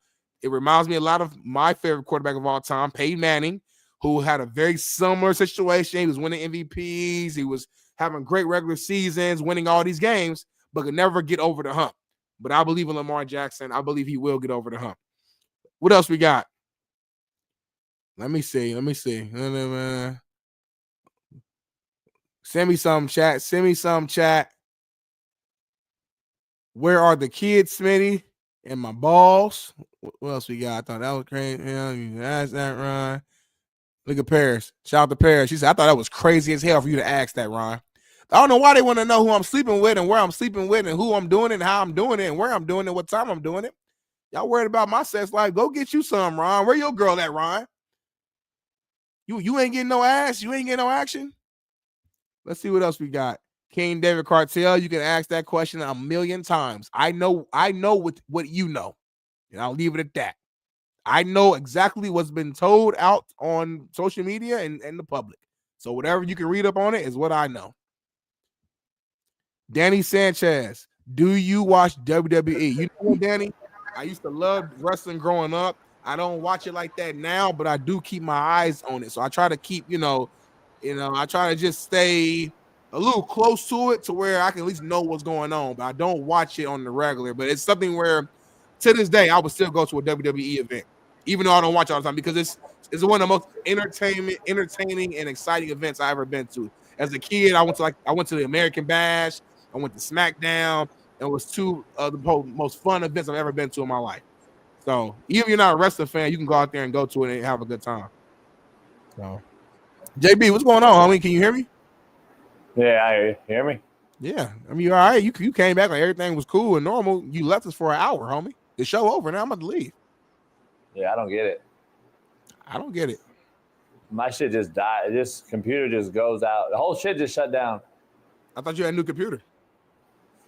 Nah, I need a new one. I got a new one, but I got all the security from when the fucking Nigerians hacked us. And I'm just like, fuck. I got so much shit going on protection-wise, man. I'm more protected around here than Trump. Brian Case, why you want Paris' picture up there for? That's a weird question. What happened? Paris is married, I think, if I'm not mistaken. Got kids and stuff. Nah, Brian Case, when you was gone, I was talking to the chat and responding to questions and stuff like that. And Ron asked me, what's the craziest place I smashed my wife at? It was a weird question. So Paris jumped in, was like, that was a weird question for you to ask that, Ron. So I pulled her comment up, and now Brian Case is asking to pull her back up so he can look at her. And I was saying, I'm pretty sure, if I'm not mistaken, Paris is like in a committed, serious relationship, if I'm not mistaken. Now, I don't want to blow up your spot, so, but I ain't, you know, I ain't in the mix of doing all that type of stuff. Anyway. Yeah, Brian Case like sisters, though. He married to a sister. You know, he got kids. He probably wants to see. Is Brian married or is he like got a girlfriend? I think married. Okay. Because you got a girlfriend, like you single. But if you married, you're married. 15 years. Paris had married 15 years, 3 kids. Come on now. That means every 5 years she have a kid. Her last kid is 3. It's 2025 right now. So what that tell you? 2027, number 4 gonna be in. What do that tell me? She gonna have another kid, homie. Paris doing her thing. What? Huh? Paris what? She's doing her thing, like raising the family, taking care of what you mean. And her husband watched the show, I think, too. Shout out to her husband. Danny Sanchez, I've been married 15. Who's married in the show? Yeah, everybody, if you married, put how long you been married in the show. I'm just curious. I didn't know how many people we had married in here. Ron said he married with 2 kids. T. Mitchell said marriage is a scam. Danny Sanchez married 15 years. TPB, how you look 25, married 15 years? Oh, that's the Paris. That's because black don't crack, homie. You know that. We the best looking people on the fucking earth, on planet Earth. I keep seeing this Charlie Kirk fucking interview with fucking Newsom. Newsom's getting murked in this thing, homie. God damn, it's unbelievable. I can't believe that you can't shoot a motherfucker that enters your house until you're already That's not dead. true. It hasn't passed. There's just some legislation that they threw out. It's not going to pass, homie. It's not going to pass. And like I told you, Jason, or whoever sent me the video, I don't know if you or Bailey, I'm going to just open my window and then blast them. You can't. Yes, I can. Only thing you got to do is show effort that you try to find another thing. I'm going to crack my window and blast it. Why would you even come up with that rule, though? It's crazy. Somebody climbed my patio when I was at my old apartment downtown. It was a homeless dude. I'm here. It's during the pandemic. I'm typing. I'm in my zone. I'm actually about to leave out because I had to drop a package off. And I hear, read that. And there's a dude on drugs on my patio, and I was about to spaz out, but he didn't have no. It was clear cut. He had basically no clothes. It was no weapons. He was high as a fucking kite. So I ended up just calling the feds. They came in and dragged him out. Read that. New California bill would make self-defense illegal if you didn't try to escape the situation first. So I gotta run out of my house. Yep. Is that what it's saying, or is it? Let's make sure we're clear here so we can get real concrete. Okay, so new California bill would make self-defense illegal if you didn't try to escape the situation first. If you did it, like being the homeowner, or the cat leaves, and then I'm trying to confuse. Which one do you think it is? It's you. You have what you mean? It's saying you. It would make self-defense illegal. Self-defense meaning you. If you didn't try to escape the situation first, who would be in a self-defense position? The homeowner. So if you don't try to escape and just run away and call the cops and let them handle it, then they could deem it as it being illegal. So, which is why I told you, Jason, I would just crack my window, say I tried to escape the window, I couldn't make it, and I'm gonna blast him in his chest. So hold on, I gotta tell this cat, like, hey, time out. Hamas, I gotta get my kid. Let me get my kids and shit first. Let me get them rallied up. Put my kids and my wife and all my shit. Let me get them together. Let me take them to the car, homie. Don't kill us. Take them to the car, and then I'm gonna skirt out. You could have my house, then you could squat in it, because California you could squat too. Can't get them out. So then I can never get them out. And then he just took my home over, and now he has my mortgage bill, everything. I'm still paying the mortgage though. He got his whole Hamas. He live in my house. The Venezuelans live in my house. Yeah, that's what the rule says. Hey, 53K Entertainment is not lying. He said, bring y'all assessment to the Midwest. We literally got 50 round drums. He's not lying. I'm from Indiana, homie. I can walk to the gun store right now and grab whatever I want. Smitty, you voted for this. My ID and grab whatever I want. Vinny, they said in the chat you voted for this. For this exact law and this rule. Yeah. Yeah. Hey, here's the thing. I will be damned. I'm telling you, I got good lawyers. I think I'm gonna roll with the lawyers, homie. I'm gonna shoot them in the head, right in the fucking face. I'm gonna shoot them in the face. I'm gonna film it, put it on live on Rumble. Yo, actually ain't that good though. Well, that's what I'm saying. I got the semi gauge. I'm gonna spray anything. I saw that. Hey, I can't speak on certain stuff, but leave JB alone. I'm gonna just say that. Leave JB alone. I'm not gonna sit there and try to be a marksman with my Glock. I'm gonna actually just I'm gonna hit something and whatever it is. Like this too. Yeah. And then I'm gonna film it. I'm gonna film it too live because I'm gonna go viral too. I'm a content creator. Yeah, and I got the red dot too that you can't see though. But how you gonna hold the big bitch with one hand and then film with the other one? No, I'm gonna do it first, then I'm gonna film it because I'm a content creator. Yeah. So after I come out with the content, I'm gonna film it after this cat. After this cat right here, Hugo gets smoked. Then it is what it is. You can put the camera up first before you even go out there though, like on the tripod, and then go. Because I got time. Because per rule, gotta escape. I gotta leave first. Yep. So do they know the rule? Do they know the rule? Because I'm gonna be real. It kind of invites them because I'm gonna come break in your house tonight. Just FYI. Right. Huh? How do you prove that you tried to escape first though? Seriously. Well, I'm saying I'm gonna come to your house tonight. Is that cool? My house? I'm gonna break in your shit tonight. You gotta leave, homie. Well, I'm gonna try to escape. I know, and then I'm trying not to shoot you in the back. I'm gonna stab you back in the neck. My thing is, how do I so if the cops come afterwards? Hey, I killed 3 bucks in my house. Okay, did you try to leave out the door? Is there a camera? There's no cameras at all, but I did try to leave out the door. Okay, but, what else is there? There's nothing else you could possibly do at that point. I got dogs though. See, I got a little scapegoat. I'm gonna play it off because Ash is trained to you know what I'm saying? Yeah. And he gonna come and I'm gonna say, hey man, my dog tried to get out. I had to get my dog. They tried to get out the house, and then the front door's wide open. You see the front door's open, but why is everybody in the back? Why is everybody dead in the back? My dogs. I mean, my dogs. Somebody came in, they attacked them. Is how stupid this shit sounds like. I got a question for you though.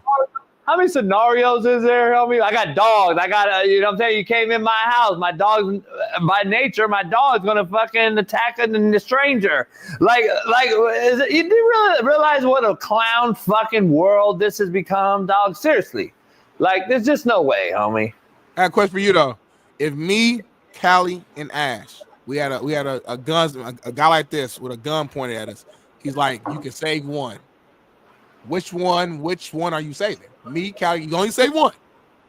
The other two's gonna be dead. It's me, it's Callie, and it's Ash. 2 of us are dying guaranteed. Which one are you saving? Think about it for take your time. Why would you ask that question? I'm just curious. You asked this kind of question before, I think. I know, and I'm trying to see. I want to be clear. I want to be clear because I want to be fair and give a clear answer. Yeah. You saying that this guy. Yeah. Cisco has the gun. Yep. He's like, which one you want to save, homie?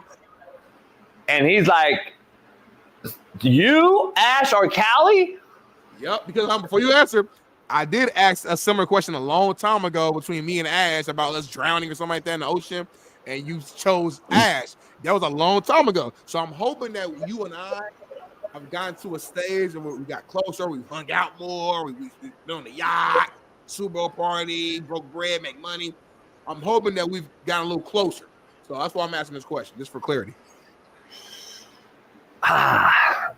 It's a tough one, man, because here's the issue. I don't mean, I apologize in advance if I meant it's a tough one. So you don't think I'm like, damn, it's a tough question. Saving the dogs. Here's the issue. Callie's older. I just spent $4,000 on her on a surgery. Her ACL went out. Her other ACL's fucked up right now. So I'd probably have to put her down soon. If anyway, I'm not gonna spend the other $4,000 on the other leg. So if that was the case, I gotta be honest. Ash is a moneymaker. I could nut him out right now and use his nut to make me probably 40 grand a pup. So if you have 5 pups, I mean, I could, you know what I'm saying? So to be honest, fair question. You don't make me that 150 grand on your sperm. So I would have to go with Ash, man. If you're going to ask me an honest question, if that was the question being asked. We have become closer. I agree. You and I have become closer. But it just comes down to brass tacks, homie, like you said, like T. Higgins. You know, it comes down to T. Higgins. Money's first, homie. You just said I should be selfish. I should take the money. You said it. You and Shaun King. I got to roll with what you said. And you want these guys to get paid. You would have to think you want me paid, right? I would hope you. I would kill you off hope because you want me to be paid because you're a player's coach. You're a player's guy. You want the guy to be paid. So I would think you would understand being a sacrificial lamb in this regard that Ash could get me paid. Now, I immediately go, you know, I'd immediately go take Ash and fuck something because he ain't had no pussy yet. So. Well, listen, I can't be mad at you. I asked you the question, so I got to respect the answer. No offense, right? None taken. I asked you the question, so I can't be mad at the answer. I shouldn't ask the question, you know. I'm a little hurt. I mean, I'll be honest with you. I'm a little bit in my feelings right now, but I'll get over it, you know. It's like, damn, I thought we grew to a spot where I'm like, damn, like. We have grown, though. Keep growing. Maybe by the time season comes, you ask the same question again. Maybe it'd be a different answer, maybe. I'll ask you again in August, homie. You know, you got to keep asking. You don't think I can bring you $200,000, huh? That's crazy. That's funny. You can. I think you can. You can probably bring $2 million to the table, but it's over time. And when is that? I hear you. I mean, it's over time with Ash. Ash ain't even got no pussy yet. Ash got to fuck something first. Got a baby. Yeah, nah, he don't have to fuck nothing. I can go jack him off right now. That's what the new thing is, by the way. If you don't know. What? Huh? No. You can jack. You jack off your dog now and get the sperm, put it in the cup, and then you take that cup. What do you mean exactly by that? What are you saying right now, though? What are you talking about?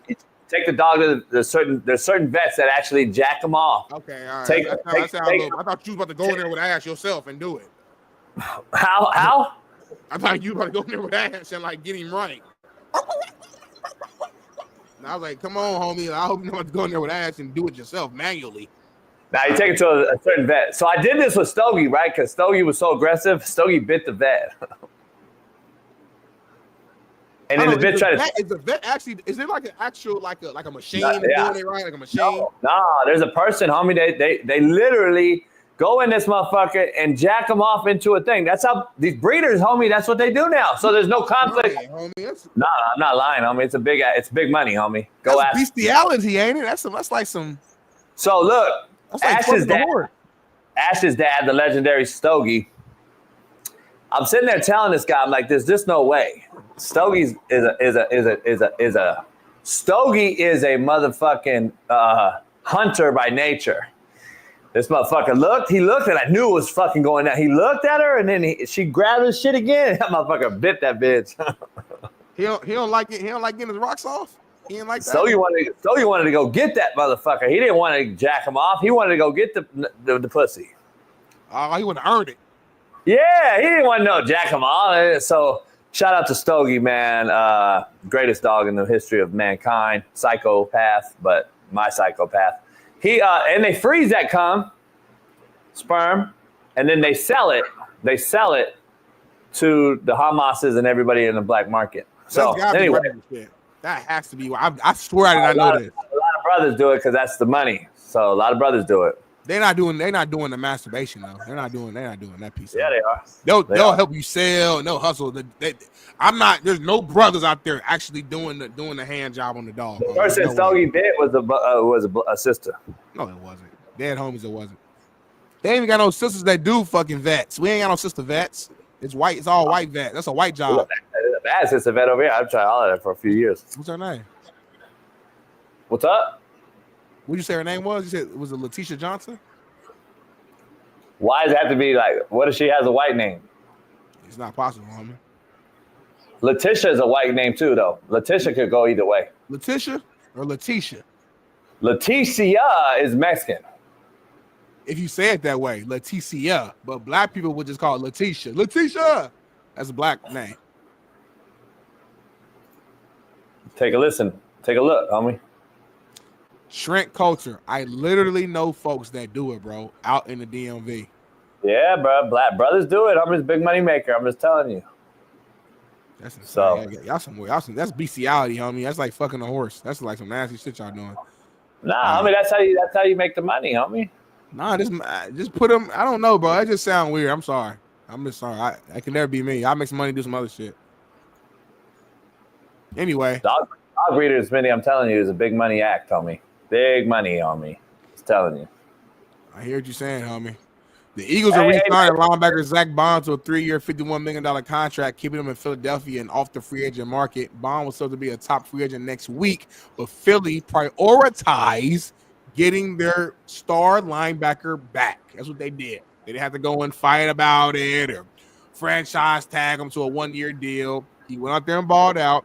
They paid him a long-term contract with guaranteed money attached because that's what matters, and they signed their guy. Winning organization, Super Bowl winning organization. This is what winning teams do. They don't let their players sit around and keep franchise tag them every single year. So shout out to Zach Bond. He had a hell of a year. One of the best linebackers in the game this past year. I don't know who he is. Never heard of him. Zach Bond. What's his name? Zach Bond. Never heard of him. He white? You don't watch no football, homie. He white? I think so. I'm not really sure. I mean, he know. might be mixed, but I think he's white. He might be mixed. He might be mixed. Kuechly, fucking AJ Hawk. I mean, other than Urlacher, that's it. The only 3 white linebackers I even care for. Zach Thomas. That's it. After that, white running backs and white linebackers. I have agreement with a couple of people that there's only a few guys. Like, you have to be a hardcore Mike, big white boy stiff, fill a gap. And then if you're a running back, you either got to be just a CMC specialty cat or a fullback. I'm going to be honest. But you couldn't get on my roster as a white running back or a white linebacker. Clay Matthews. Like I said, there's a few. But other than that, like if he's white right now playing linebacker, I don't want nothing to do with him. It's like racist, but it gets your own people. It reminds me of the Dave Chappelle skit. You know, white power. Reverse racism, Smitty. Reverse racism. There you go. If you want to know, that's what you do it every day. You do it every day on the show. So we got some black people shit though that I want to bring to the show. That you want to bring to the show, Jason. No, you wanted it. I don't really want it at all. I don't know what it even is, but I read the description. It sounds like some shit I ain't gonna like. But I know you want it because you're white and you like to put our people down. So, Bailey, go ahead and bring in this black people shit for JB, and I want you to break it down and explain it. You see what I'm saying?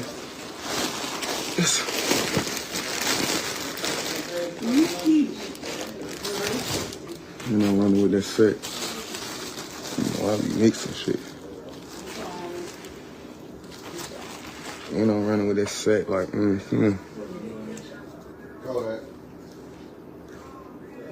Quick Kodak on that motherfucker.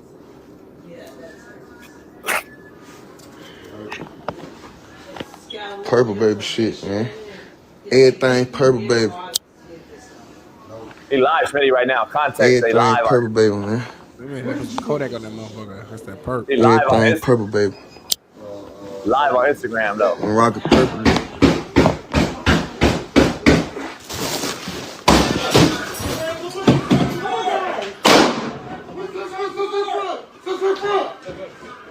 See your hands. Move.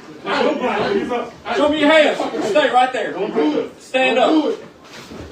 Support. Turn around. Turn around. Put your hands on your fucking head. Stand up, motherfucker. Stand up. Stand up and put your hands on your fucking head. Turn away from me. Back up. Back up. Keep coming. Keep coming, motherfucker. Stand up. Anyway, we got somebody behind us. By the way, the brother cop, he say motherfucker. The other white boy walked in, country as fuck, knocked down the door. Get down, fucker.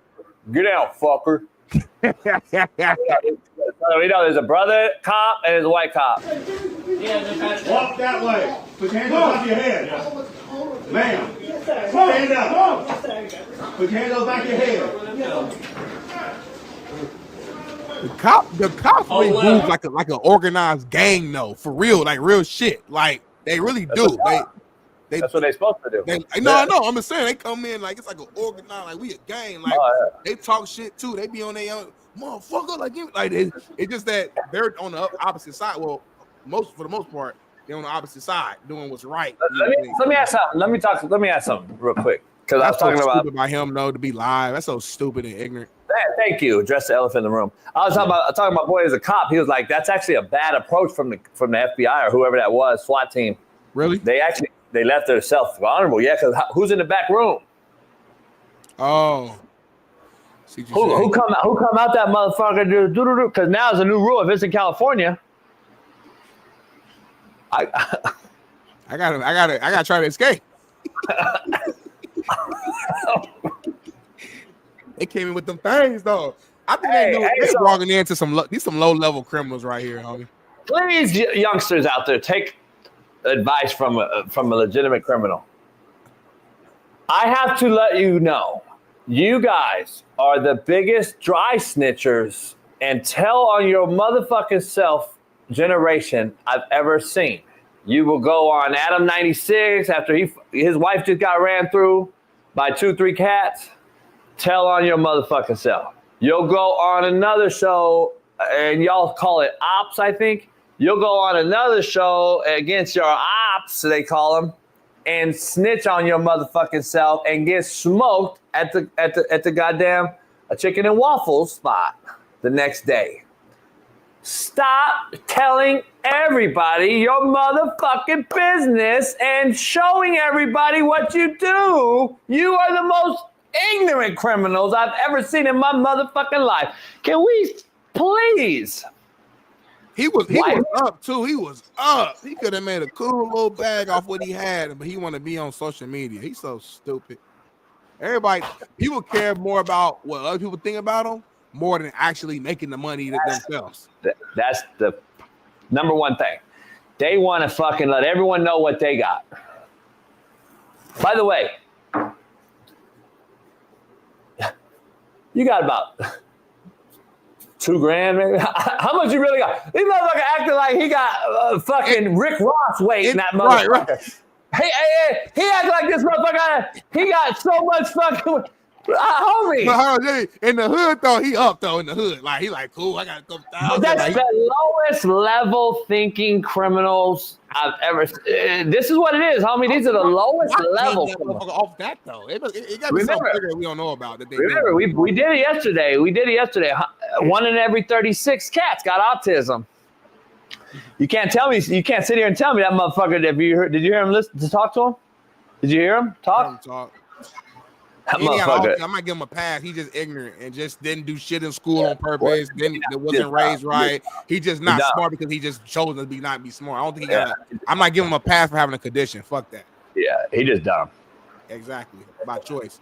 I do got to hop off in 4 minutes. I forgot my alarm just went off. I got a call right at 9 with Eli Lilly about a little all-star event we're trying to do in the summertime. So I got to hop off right at 8:58. With who? Eli Lilly back in Indianapolis, a little pharmaceutical company. We're trying to put our court outside in their lawn for WNBA All-Star Weekend, which will be in my city of Indianapolis this July. We're trying to put together a little basketball event, and we're trying to lock in our location. We got a custom-made court that we've already put a deposit on, and we're trying to find the best location to have it for WNBA weekend in Indianapolis. So we got a big time call at 9 a.m. Pacific. So I got 3.5 minutes left on this. So let's make this the best 3 minutes ever. Nobody's going to that event. Thank you for the support, and I appreciate your comments and your opinion. If it was NBA, maybe I could see it. Even then, it would be a tough draw. But WNBA, I don't see it. So let's just talk about the downgrade on your event possibility. Let's just talk about not making that work. You need any of my help, support? Just some finance, some money. Like if you got like $10K to invest into it, that'd be perfect. Always.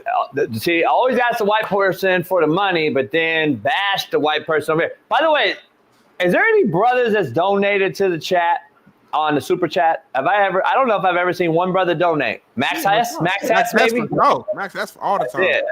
That's it. Everything else is white. Nah, Grandmaster Wu, our boy, our Cowboys fan, give us money all the time. Who? Cowboys fan. Oh, Eddie Manyweather? Eddie gets money all the time. It'd be like 10 cent, 20 cent, dollar, but he gets money. Manyweather is donated more than anybody. Yeah. More times. Yeah. And all of it is equaled up to $12. Hey, he donated. He's sent in more money than time, but he's only equal to $12. So that's the crazy part. Our D. main Jones man donated like once. Huh? D. Jones donated like once or twice. Yeah. I think total like $8. And then Lucy's Latina and black. So she, She's not black at all. Lucy's white. Her daddy mixed with Latino and black. Her mama white. So she got black, Latino, white. Boom. Everything. T Mix him as literally every month he says he ain't got paid yet. He's only 17 years old, not his fault. He's young as hell. Here we go. Austin Sherlock. How do you know? God damn, I'm going to show you the whole argument. Put the picture back up. He blinded me off my reflection off my thing. God damn, that motherfucker's Pale Rider. If you know about Pale Rider, shout out to Clint Eastwood, Pale Rider, one of the greatest movies of all time. Go check it out, Pale Rider. You can watch it. Race a little bit. Huh? What happened? Nothing. Let me see. I lost all of my shit. Vincent said he only gave $5 one time, and Vince is a God-fearing man, believes that everyone shall, reap what you sow, and that's a disappointment to see from our main man Vincent Conrad. He should at least He's an OG. I didn't think I would expect at least drop 2,000-3,000. He should drop 2,000-3,000 in here today just for that comment alone. Yeah, it's so little. Like, just imagine if everybody in the chat just came together as a team, right? And this is a good example of what America should be. We just come together for a good cause, and they all threw in $10 right now. That's it, $10, right? That would change the game. That would put us in a position to where we can like set up some stuff, some Robo Mojo starting off right now. Robo Mojo, half white, half black. Come on now, mixing it right. Because like $10, we got 980 some people from YouTube tuned in. You do the math. That changes the game. That sets us up. We got 1,020 people in here right now. That's what I'm trying to tell you, homie. That's what I'm trying to tell you. But man, JB, you stay on. Let them keep doing the super chat. I do have to hop off and get on this call because I just have to do it. But chat, I love y'all. I'm gonna be with y'all all day tomorrow. Stay on here with JB for the next 10 minutes and continue to send these $10 so we can like just invest in our show. And I gotta make a run. I'm being Discord. I gotta go hit this lick. I'll be back though. I make all right, City. See ya. See you tomorrow. We'll be back unpaid. Shaun Salisbury and I at 12 p.m. Pacific, 3 p.m. Eastern on Rumble. Silly the Boss for $5. Shout out. Go check us out today on Rumble on Unpaved. Shaun Salisbury and I will be over there at 12 Pacific. So head on over there. Pound that like, subscribe, and become a member. We need 1,000 members. We're about 8 something right now. We need 1,000 members. So member up, man. $1.99, the best $1.99 you can get. Plus, all the Slap Nation guys that did become members of that channel, stay member because we're going to change that channel into something more useful for the audience. But your Slap Nation shirts went out, so you still will get those Slap shirts. We're keeping the Slap merch. Don't get it twisted. So pound that like, subscribe, and we will see you tomorrow for Free Game Friday, and I'll see you later on with Shaun Salisbury on Rumble for Unpaved. Appreciate you guys. Go on over to BetUS today and bet all things NBA and NHL using my promo code CoachJB. See you later on. Peace.